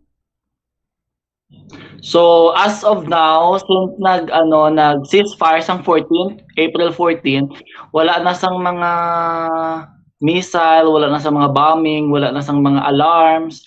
Pero, after sang missiles daw, there's a wave 2. According sa diri sa mga diri lang nga lokal nga base ko nung may ara naman nga wave to that why ginagap-gaplano nga amon nga off nga company nga pagwaon na lang kami para hindi na kami di matrap. Okay, so let's hope that you would be safe. So the past few days though nagakakibanggid ka mo, no? So when ang possible time nga makapauli na ikaw diri? Actually, yesterday may crew change na kami. Bali manaog sila buwas via Dubai. Kay na-open naman ang airspace ang diri sa Gulf area. Bali ginhati kami. So bali mauna sila kay batch 1 and then probably mga June siguro. Pero sa sa like Venezuela na kami guro mabuli. So which means a long biyahe. So which means hindi kaya magpanaog sa barko. Dolain na lang nga ruta pero biyahe ka gyapon. Kay di ba tita nagperma ko to sa sa may ang adto ba lang ang bonus. Ang compensation. Yes. Ang hazard bonus. So maraming pera. Oo. Ang aton sa mga gina-interview. Anyway, joke lang yun, but you deserve that. Okay. Ano ka gani kalawi ginagasakay sa barko, Big Brother? Bali, sang natabo ang kinagamo, 3 months pa lang ko to. So, subong, 5 months ako. So, imagine, mga almost 2 months kita ko din nga na trauma. Pero prayers lang tapos salig lang gid nga everything matapos kay di ba ang tanan may katapusan. Oo naman. So ga-pray lang gid always. Oo naman, no? Dala mo ba ang vault? Ang vault actually naka-seal kay base ginaano to ni sir sa babaw gina-security. Depende kung worst to worst base kwaon ko to. Dali lang ba so tutud gid mangali may vault? Wala ka lang ga-joke? Yeah. Okay. There's no joke. Okay. Ano nga klase gani nga barkong imong ginasakyan? So bali siya air, it means cargo siya. Nag-load ni siya sa mga coal, iron ore, kag ano ng dako ni siya kaayo, bali mga 100 like 170 minsan ka metric tons amon nga karga nga iron ore. Kay kami ba di ba sa Suhar, and then there's a project mega billion project sa Saudi, kami naga-provide sang ilang raw materials which is iron ore and steel. So amo na nga nakabiyahe kami diri. So may big construction naman gali dira sa Saudi, kag kamo ang supplier ha. Dali lang. Oo. Big Brother, bali overall, pila ka nakatuig nagasakay sa barko, pila ka nakatuig gapamala sa mga balon. Bali 10 years na tita, luckily naka-survive kay before abi ko gani 1 year lang. Pero di ba mahal mo, i-push through na lang kay isang mga una to masuko na ko to kay di ba sa mga medicals and all the hardships and all the strenuous jobs kay doing liquid kaya I'm not used to it. Pero luckily man siguro determination, hard work kag wala man naman ko dabi kay di ba? Lalo na subong kamahal sang gasolina kung wala ka pangitan anti, wala gid eh. Actually, duhiyang ka man gani da. Oh, you look good. Hindi man ta kay magulo ka bugtaw actually nagtulog gid ko na ngayo ako 8 hours sleep para freshman ko sa sa interview. As in fresh ka gid. Doon nakatulog sa maayo. So hindi lang halata nga nalukpan kag na trauma ta no. Gani no. So din ikaw na destino by the way, like anong imong assignment dito sa barko? Ano imong rangko? Bali tita, sa deck department kami sa navigation, cargo operation, and then sa rank kay ang akon most of my friends and most of my families wala sa akong rank. So pwede ko nga hindi ilang kag-divulge. Kaya base mangutang sila ta maman nila rangko ko, di ba? I-estimate nila taon akong salary. Hadlo ka gidutangan ha. Pero official ako ta. Okay. sige. So bali subong medyo freer na no. Although ara pa kamo sa gihapon sa Strait of Hormuz, pero na makapadayon na kamo sa inyong mga pag-deliver sa ginadala nyo ng mga supplies? Lain lang nga ruta? Is that it?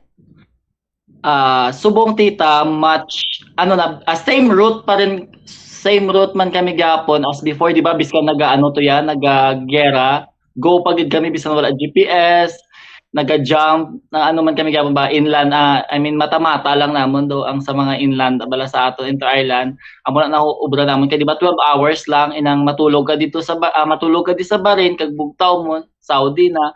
So same man Japon, pero ang kinalain ng subong is much na siya, peace at peace, kaya di ba wala na gid may mga drones, wala na may mga jet fighters, wala na mga bombings, wala na mga tanan nga mga sinigabong. Amo lang na siya. Pero after this, actually 1 year kami na contract, and then due to political regional instabilities, nang ihali na lang kami going siguro probably South America, which is maybe Venezuela and Brazil.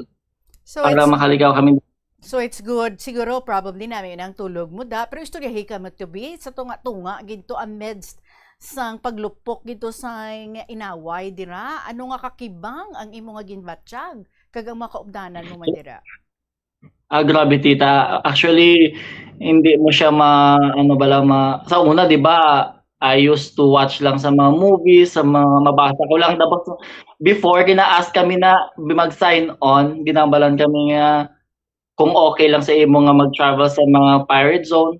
Kuya go lang gid ko for me kay wala man ang gulo. Pero iba gali tita Regine when you are in the situation na you yourself experience ng mga bombing. Bali, amo ni kung kaisay na balang mabugtawan ka hindi tungod kay normal lang mabugtaw ko. Mabugtawan ka tungod sa mga alarm, sa mga sirens, tapos ang grabe ang kulba.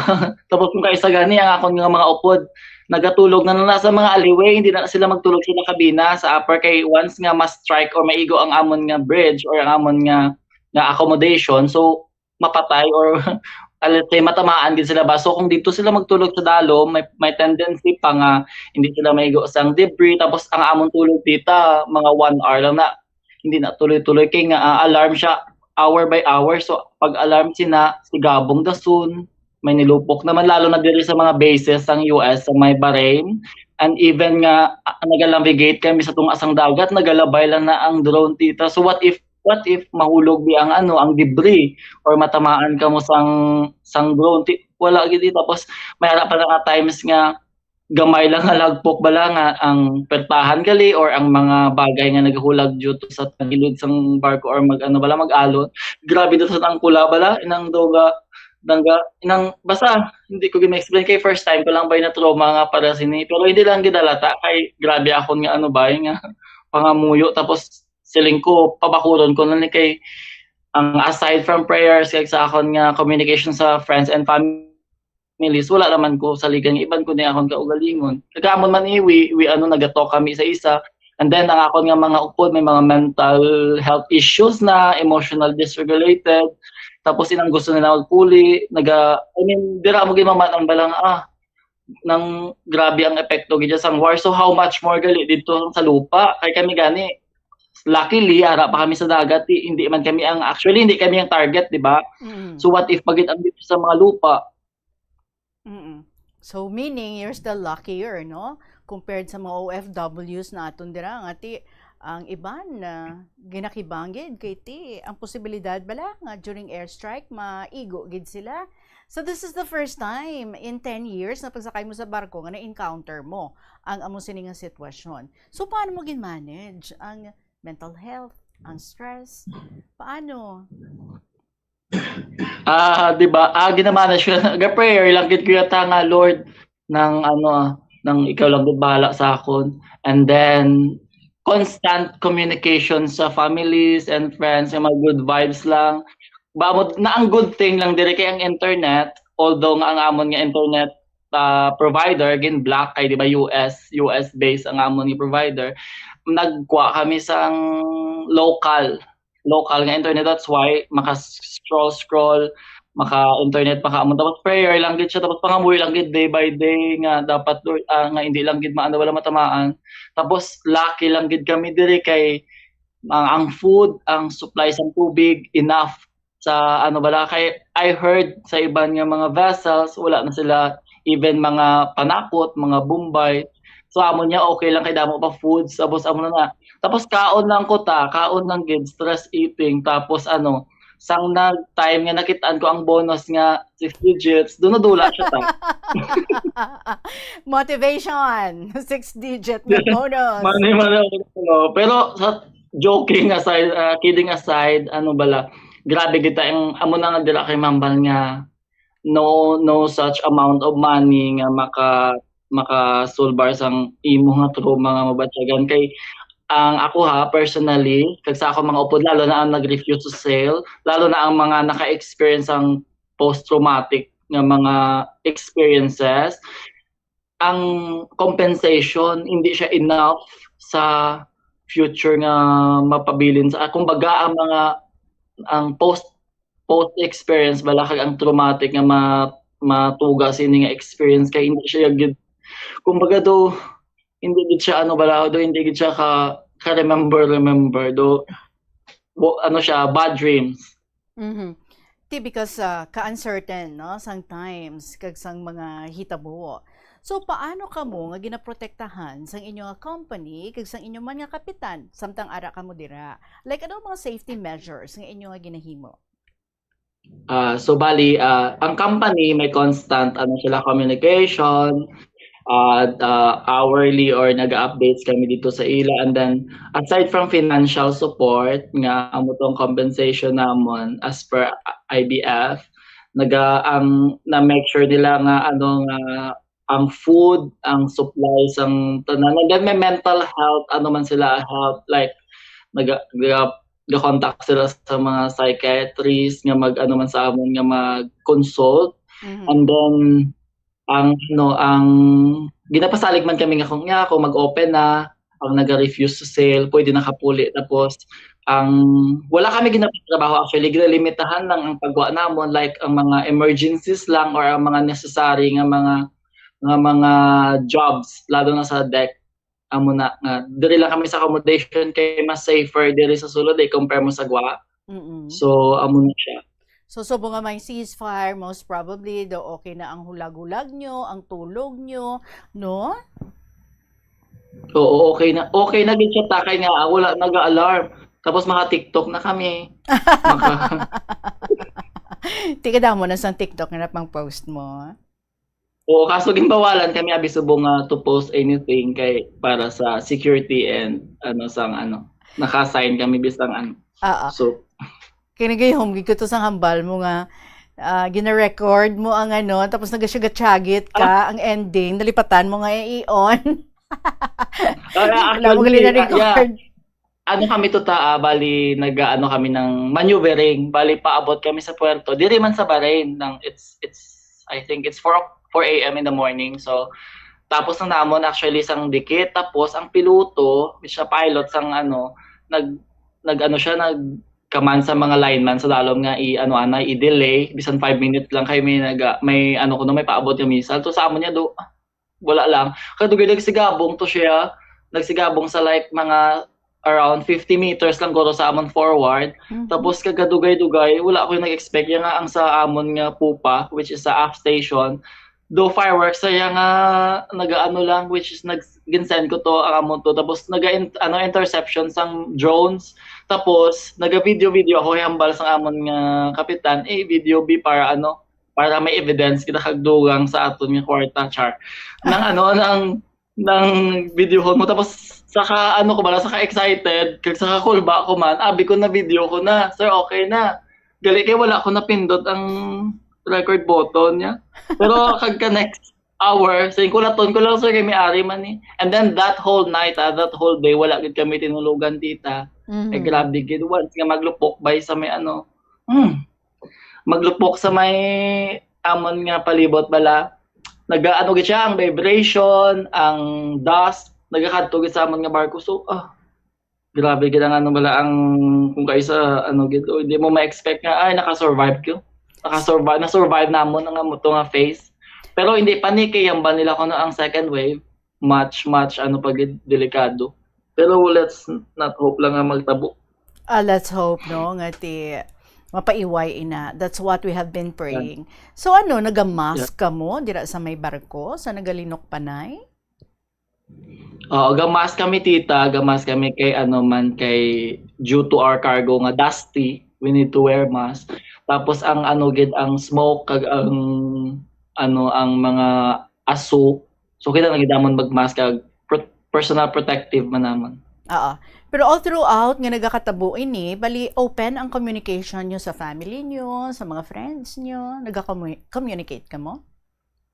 yes tita very open gid siya kay may libre nga internet pero there are areas lalo na dira sa may Iranian territorial waters kag sa mga sa may basta may mga some areas nga gina-block gid siya ta like gadula ang internet gina-jump ang GPS wala gid kami communication. Okay. So ano ang imo mga realizations big brother sa inaway nga nga imo gid nga nasaksihan? So my realization ko gid dito in every experience, bad or good, you must learn from it. Charot. Tita gid na always pahalagahan gid ang aton nga kabuhi kag always pahalagahan gid ang mga tawo nga like especially ang mga OFWs nga naga-work here or wherever they are kay ang sakripisyo nila tita grabe gid. I mean to give a good life sa ilang family kag ang ilang sakripisyo hindi gid matakos sa kung nga bagay kay biskan wala war di ba ang homesickness ang mga challenges dito sa ilang lubrahan hindi gid na siya kumbaga unmeasurable kag gid siya ta need gid sang support system sang iya family or friends kag we need to be kind all the time kay basta that's what we need I think right now tita it's the kindness and forgiveness. Yes, that is true kag kanami man kay that is bringing you closer to God. Wala ka naman iba nga kapyutan kundi siya lang sa tunga asang sinang mga gina-experience ninyo, hindi bala?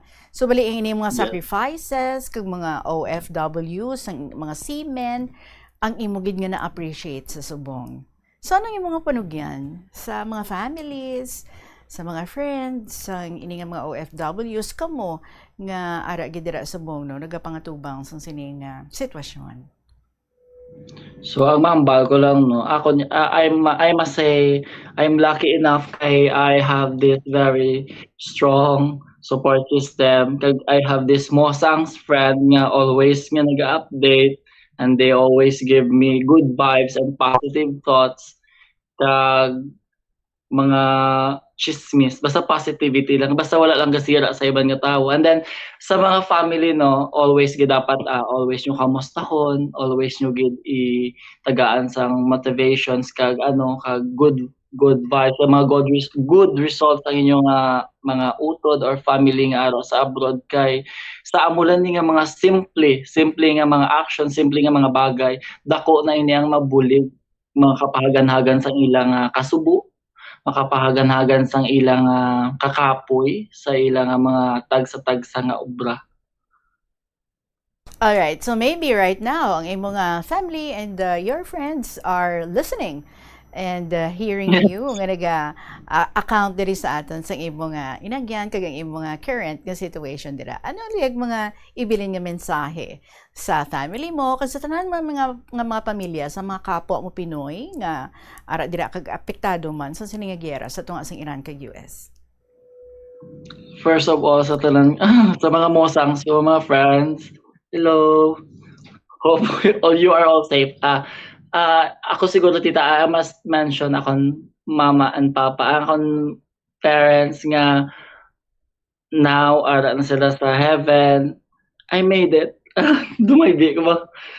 Tapos tita, mahal ko ng guro nga sa ilang, ano yung question tita? Message mo, personal message mo sa ila.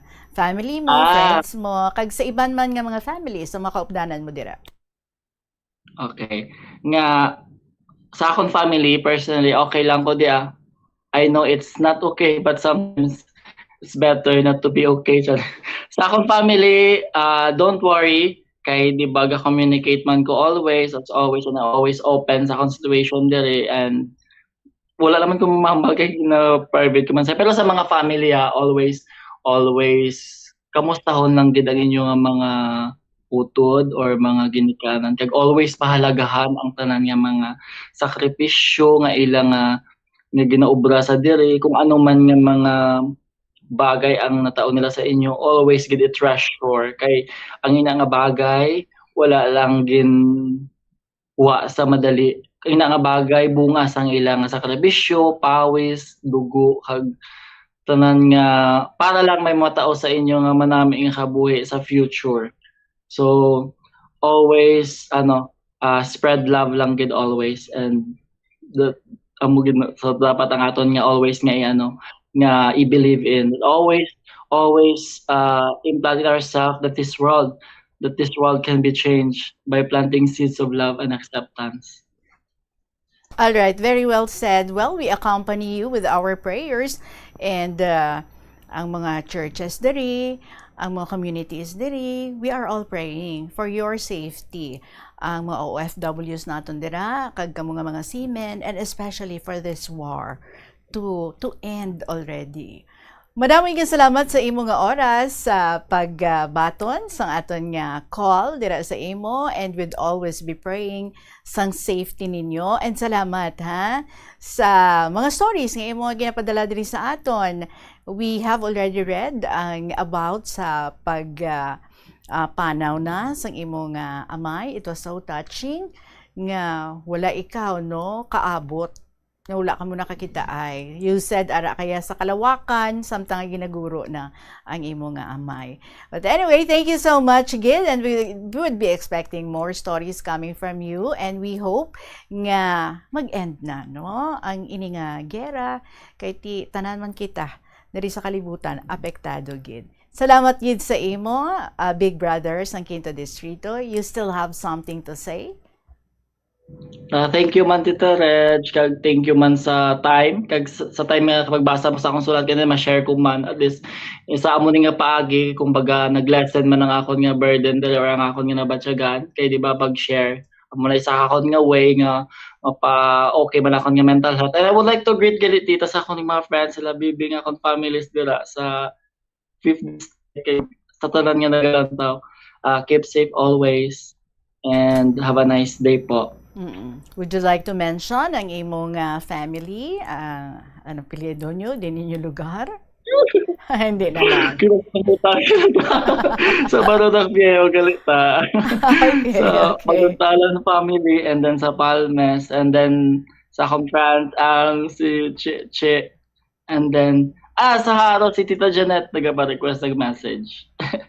Sa Haro man and then also kay Rose Ann sa La Paz, si Tita Arlene sa may Barotac and then sila Che and then sinini sa may California.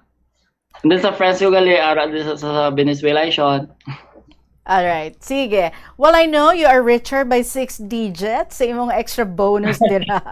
But we're giving you 1,000 pesos nga cash bilang aton nga winner diri. So because ara ka dira subong sa Strait of Hormuz, you can send ang imong representative. Tagaan mo siya sa letter of authority or authorization letter stating nga hindi ikaw ang makaklaim sa imong prize.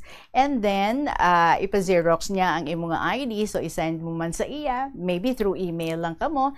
Kag amo nang ipabit-bit mo sa iya. Also bring mo siya sa iya kaugalingon nga ID and you can already claim that prize on Monday. So congratulations once again and good luck gid sa imo and keep safe. We'll be praying for your safety. Kamo tanan dira. Nga mga seamen kag mga OFWs naton kag ang tanan-tanan man. Salamat gid sa liwat. Our winner, mga kabombo, si Big Brothers, ang Quinto Distrito.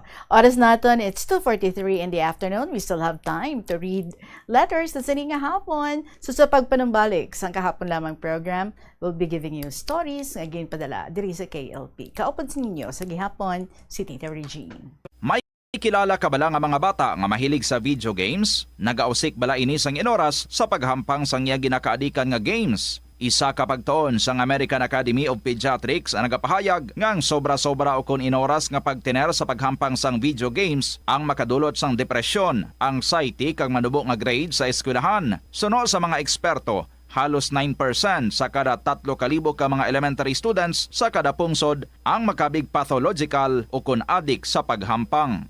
Makabig nga pathological o kung addicted ang isa ka estudyante kung nagaapekto na ang paghampang sa iya nga pag-eskwela. Dugang pa sa among nga pagtuon, ang ka-addict sang isa ka bata makapabudlay sa iya sa pagkontrol sang iya impulse. Kaangot diri, ginpanugyan nga dapat hindi magsobra sa isa ka oras kada adlaw ang gastuhon sang isa ka elementary student sa paghampang kag hindi naman magsobra sa 2 ka oras ang isa ka high school student.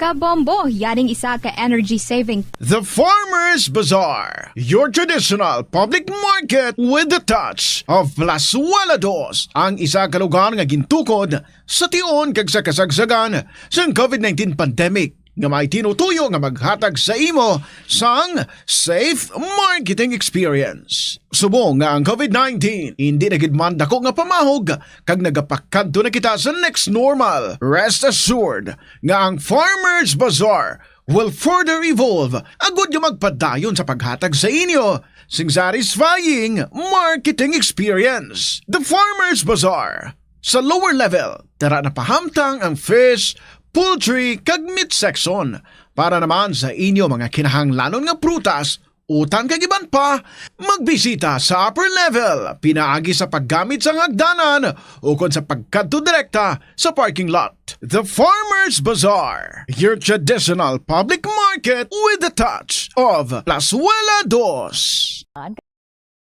Kag daw hindi ka makahibalo kung ano ang imo nga unahon. Kung magtuon ikaw, siguraduhang anay nga nakakaon ikaw sang maayo. Agud nga maka-function ang imo nga utok. Kung gusto mo ang snacks, siguraduhan man nga na-preparar na ini antes pa man ang imo study time.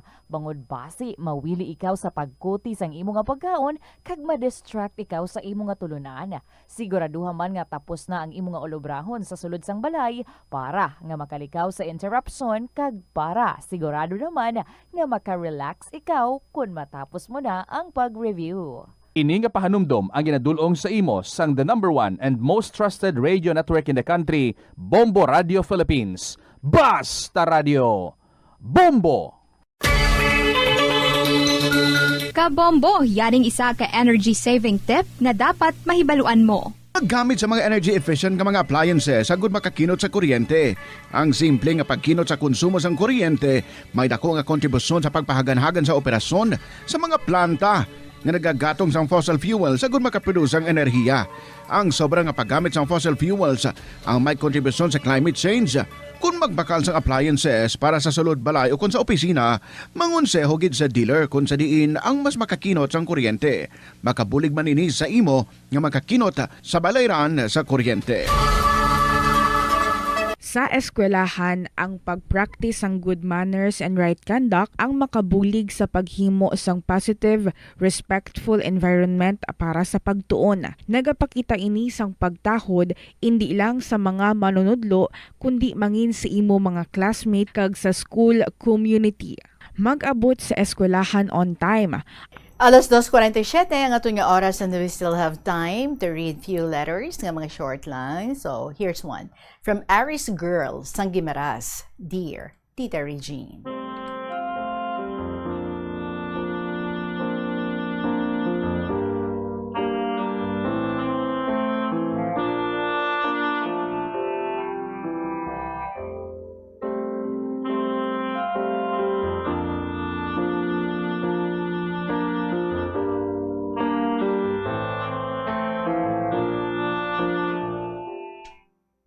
Una sa tanan nagahatagid ako sang katahuran sa tanan nga katapos ang Bombo Radio kag maayong hapon sa tanan nga nagapamati sa imong programa tita. Ang kahapon lamang. Tita Reg, tawag lang gali ako kay Aris Girl sang Gimaras. Ang akon kasaysayan nahanungod sa akon utod nga nagtaliwan sang March 14, 2026 lang. Nagaplano pa kami tani isang akon bana nga magsimba sa adlaw nga ina. Kaya wala man kami sang kwarta nga inog-celebrar sa birthday sang amon nga subang. Pero natublagid kami sa nagpamukaw si tatay sa amon sa mga alas 3 ang kaagahon. Kaya ang utod ko nga upod niya sa ilabalay, nagareklamo nga nagasakit kuno ang iya nga tiyan. Dali-dali man ako nga nagkadto sa ilang nga balay, nakita ko ang utod ko nga gahigda. Naghambal siya nga gasakit ang tiyan niya.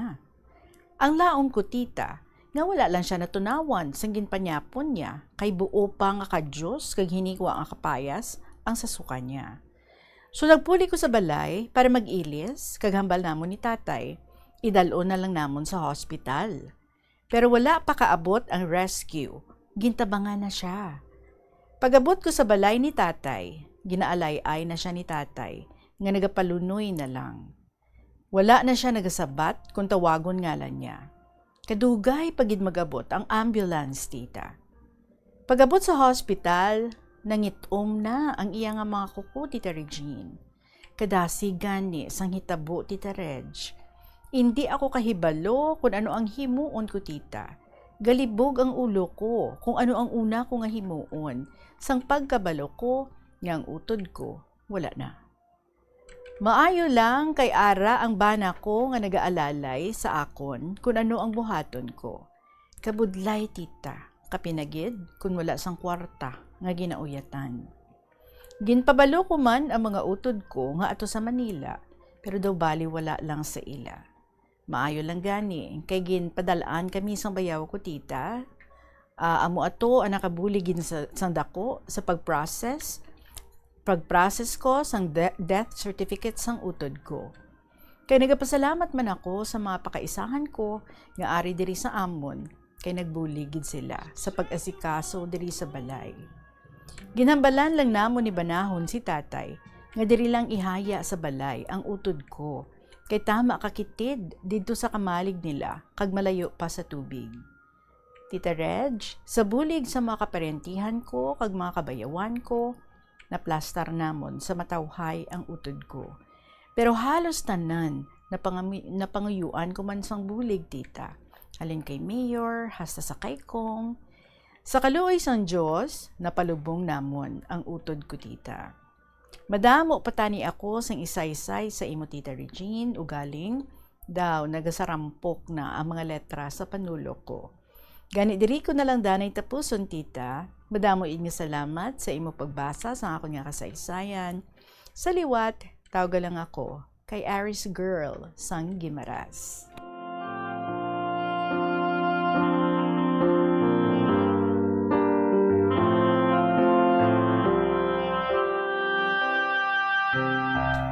Aris Girl, we're very sorry for your loss. Kag, why mo na-mention, no? Kung ano ang findings, ano ang nangin rason sang kamatayon sang imong utod. Hindi ayhan nga na-dehydrate ato siya. Kay ti nagapalanuka siya, no? And you said, nagsalalakit ang iyang tiyan. Pero bangod nga na dugay-dugayan ang pag-abot sang rescue, sang ambulance. So nagapalanggit na kag nang luya na gid siya. We would like to know, no? Kung ano gid man exactly ang natabo sa iya. But anyway, salamat gid for sharing with us this story regarding sa imo nga utod. 52 minutes after 2 o'clock, mga kabombo, sa ato nga pagbalik, we still can give you one more stories. Diri gihapon sa kahapon lamang program, and we will announce our winner for this week. Magabalik kita pagkatapos ng pila ka mga importante nga mga pahibalo. Kabombo! Yari ang isa ka energy saving tip nga dapat mahibaluan mo. Kung nagaluto ka sa kusina, ipasiguro nga husto ang kadakuon o sukat sang kaldero, kasirola o kalaha sa burner nga ginagamit sa pagluto. Makabulig ini para malikawan ang pag-awas sang kalayo sa kilid kag para mas madasig nga maluto ang pagkaon. Sa sili nga pamaagi, makakinot ka sa konsumo sa gatong kag makapamag-an man ini sa mga galastuson.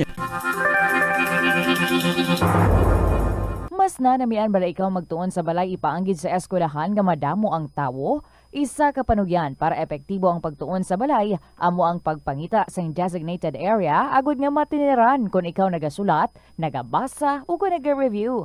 Pwede man nga lamesa sa kusina o kung sa desk sa sang inyo nga balay, pero hindi gid maghigda sa imo nga katre samtang nagatuon. Ini bagod nagakatemptar gid ikaw nga magpiyong-piyong, tubtub nga dalayon na ikaw nga matulugan. Siguraduha man nga malimpyo. But here's the continuation sa travel nga story ni student mom that is sa aton, and with more pictures pagid. 3 days nga travel dito sa Taipei, Taiwan.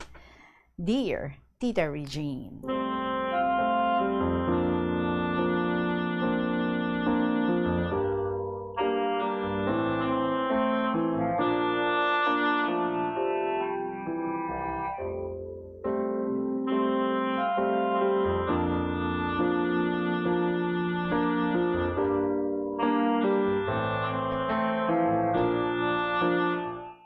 Mayong hapon sa inyo tanan. This is Student Mom, ready to give a bird's eye view of our day 3 tour in Taipei. Kadamo sa mga turista, do mga subay lang. Bisan diin ka magkadto, ara imo ya sandang nga naga-sightseeing. Truly, God is so good for giving us a world full of beautiful and wonderful things that give us happiness in life. He gave us a world full of beautiful things for us to enjoy. Everything in this world is a gift from Him. Through His love, God created the world. So let us all praise Him. At day 3, we felt well rested, having a good night's sleep. Nagbangon kami, nagbugtaw kami alas 6 ang aga and enjoyed our hotel breakfast. Like day 2, the food is so good. Looks and tastes so appetizing. I preferred toasted bread, soup, ham, and cheese, and fruits for breakfast. All of us were so excited to see what day 3 has in store for us. After breakfast, nagbalik kami sa amon nga room. We brushed our teeth and do some personal necessities. Then nabatian namon nagahuni na ang amon nga bus, the tour bus bunking. So we all went down and greet Florence, ang amon nga tour guide. Nag-greet kami sa iya, good morning. So she had a big smile and seemed to be also excited for the day's adventure. So we all rode our tour bus and looked for our itinerary for the day. We stopped by the Presidential Palace, kag luckily, nakita namon, no? Na-witness namon ang changing of palace guards. Nagsulod kami sa palace building, kag nakita namon ang huge picture frame sang presidente nila. On display also is his car, his house, picture of his wife. The Presidential Palace is so big, pero only the first floor of the receiving room ang available para sa mga turista agud nga makita. Then we stopped by CKS Memorial Hall, kanami isang iya design, Taiwanese style. Then we stopped by Taipei 101, the tallest building in the place. It is so beautiful to look at, especially at night when all its lights glow. Dottore ang iyang hitsura. Wide rooms below, then getting smaller. It towers above all other buildings in Taipei. Next stop is the Jade Handicraft Center. Displayed in the first floor are porcelain made of gold and jade. Naka-display ang daw look-alike bag cabbage rose made of jade, katahumgid, and of course, mahal, so precious. It is not for sale, for display lang. Tita happy ako, kinbaklan ako sa akong mga anak sa isa ka jade bracelet and the necklace pendant. Siyempre pa, ginsuksok ko dayon. It's a real treasure and taken for Rowena, Olive, Rose, and Girl. Ang iban upod namon sa group, nagbakal man sanda necklace, bracelet, and pendant. Kanami abi, pero nami man presyo, mahal man. Dumaubos na ang gin-exchange nila nga Philippine peso to Taiwan dollar. 1 Taiwan dollar equals 1.3 Philippine peso. So you can just exchange your Philippine money to Taiwan dollar upon seeing the first forex booths sa international arrival area. Again, nag-tour kami sa Ningxia Night Market and Ximending. Grabe tawo. Some shopping along the shops in both sides of the street. Ang iba naman nagakaon, nagabakal sang street food. Damo concrete seats available for tourists agud nga pungkuan kag mag-enjoy sang ilang food. So every one of us bought some food kag share lang to have a taste of each kind. Namit man, barbecue chicken ang akon, sweets and breads naman ang sa iban, namit. Kanugon, hindi pwede dala for pasalubong. After this, back to our hotel, tired but happy. Pag 9 p.m., tulog na ang tanan, dreaming of this day's adventures. Close ko na letter ko, wala na ink, God bless. Student Mom of Lambunaw.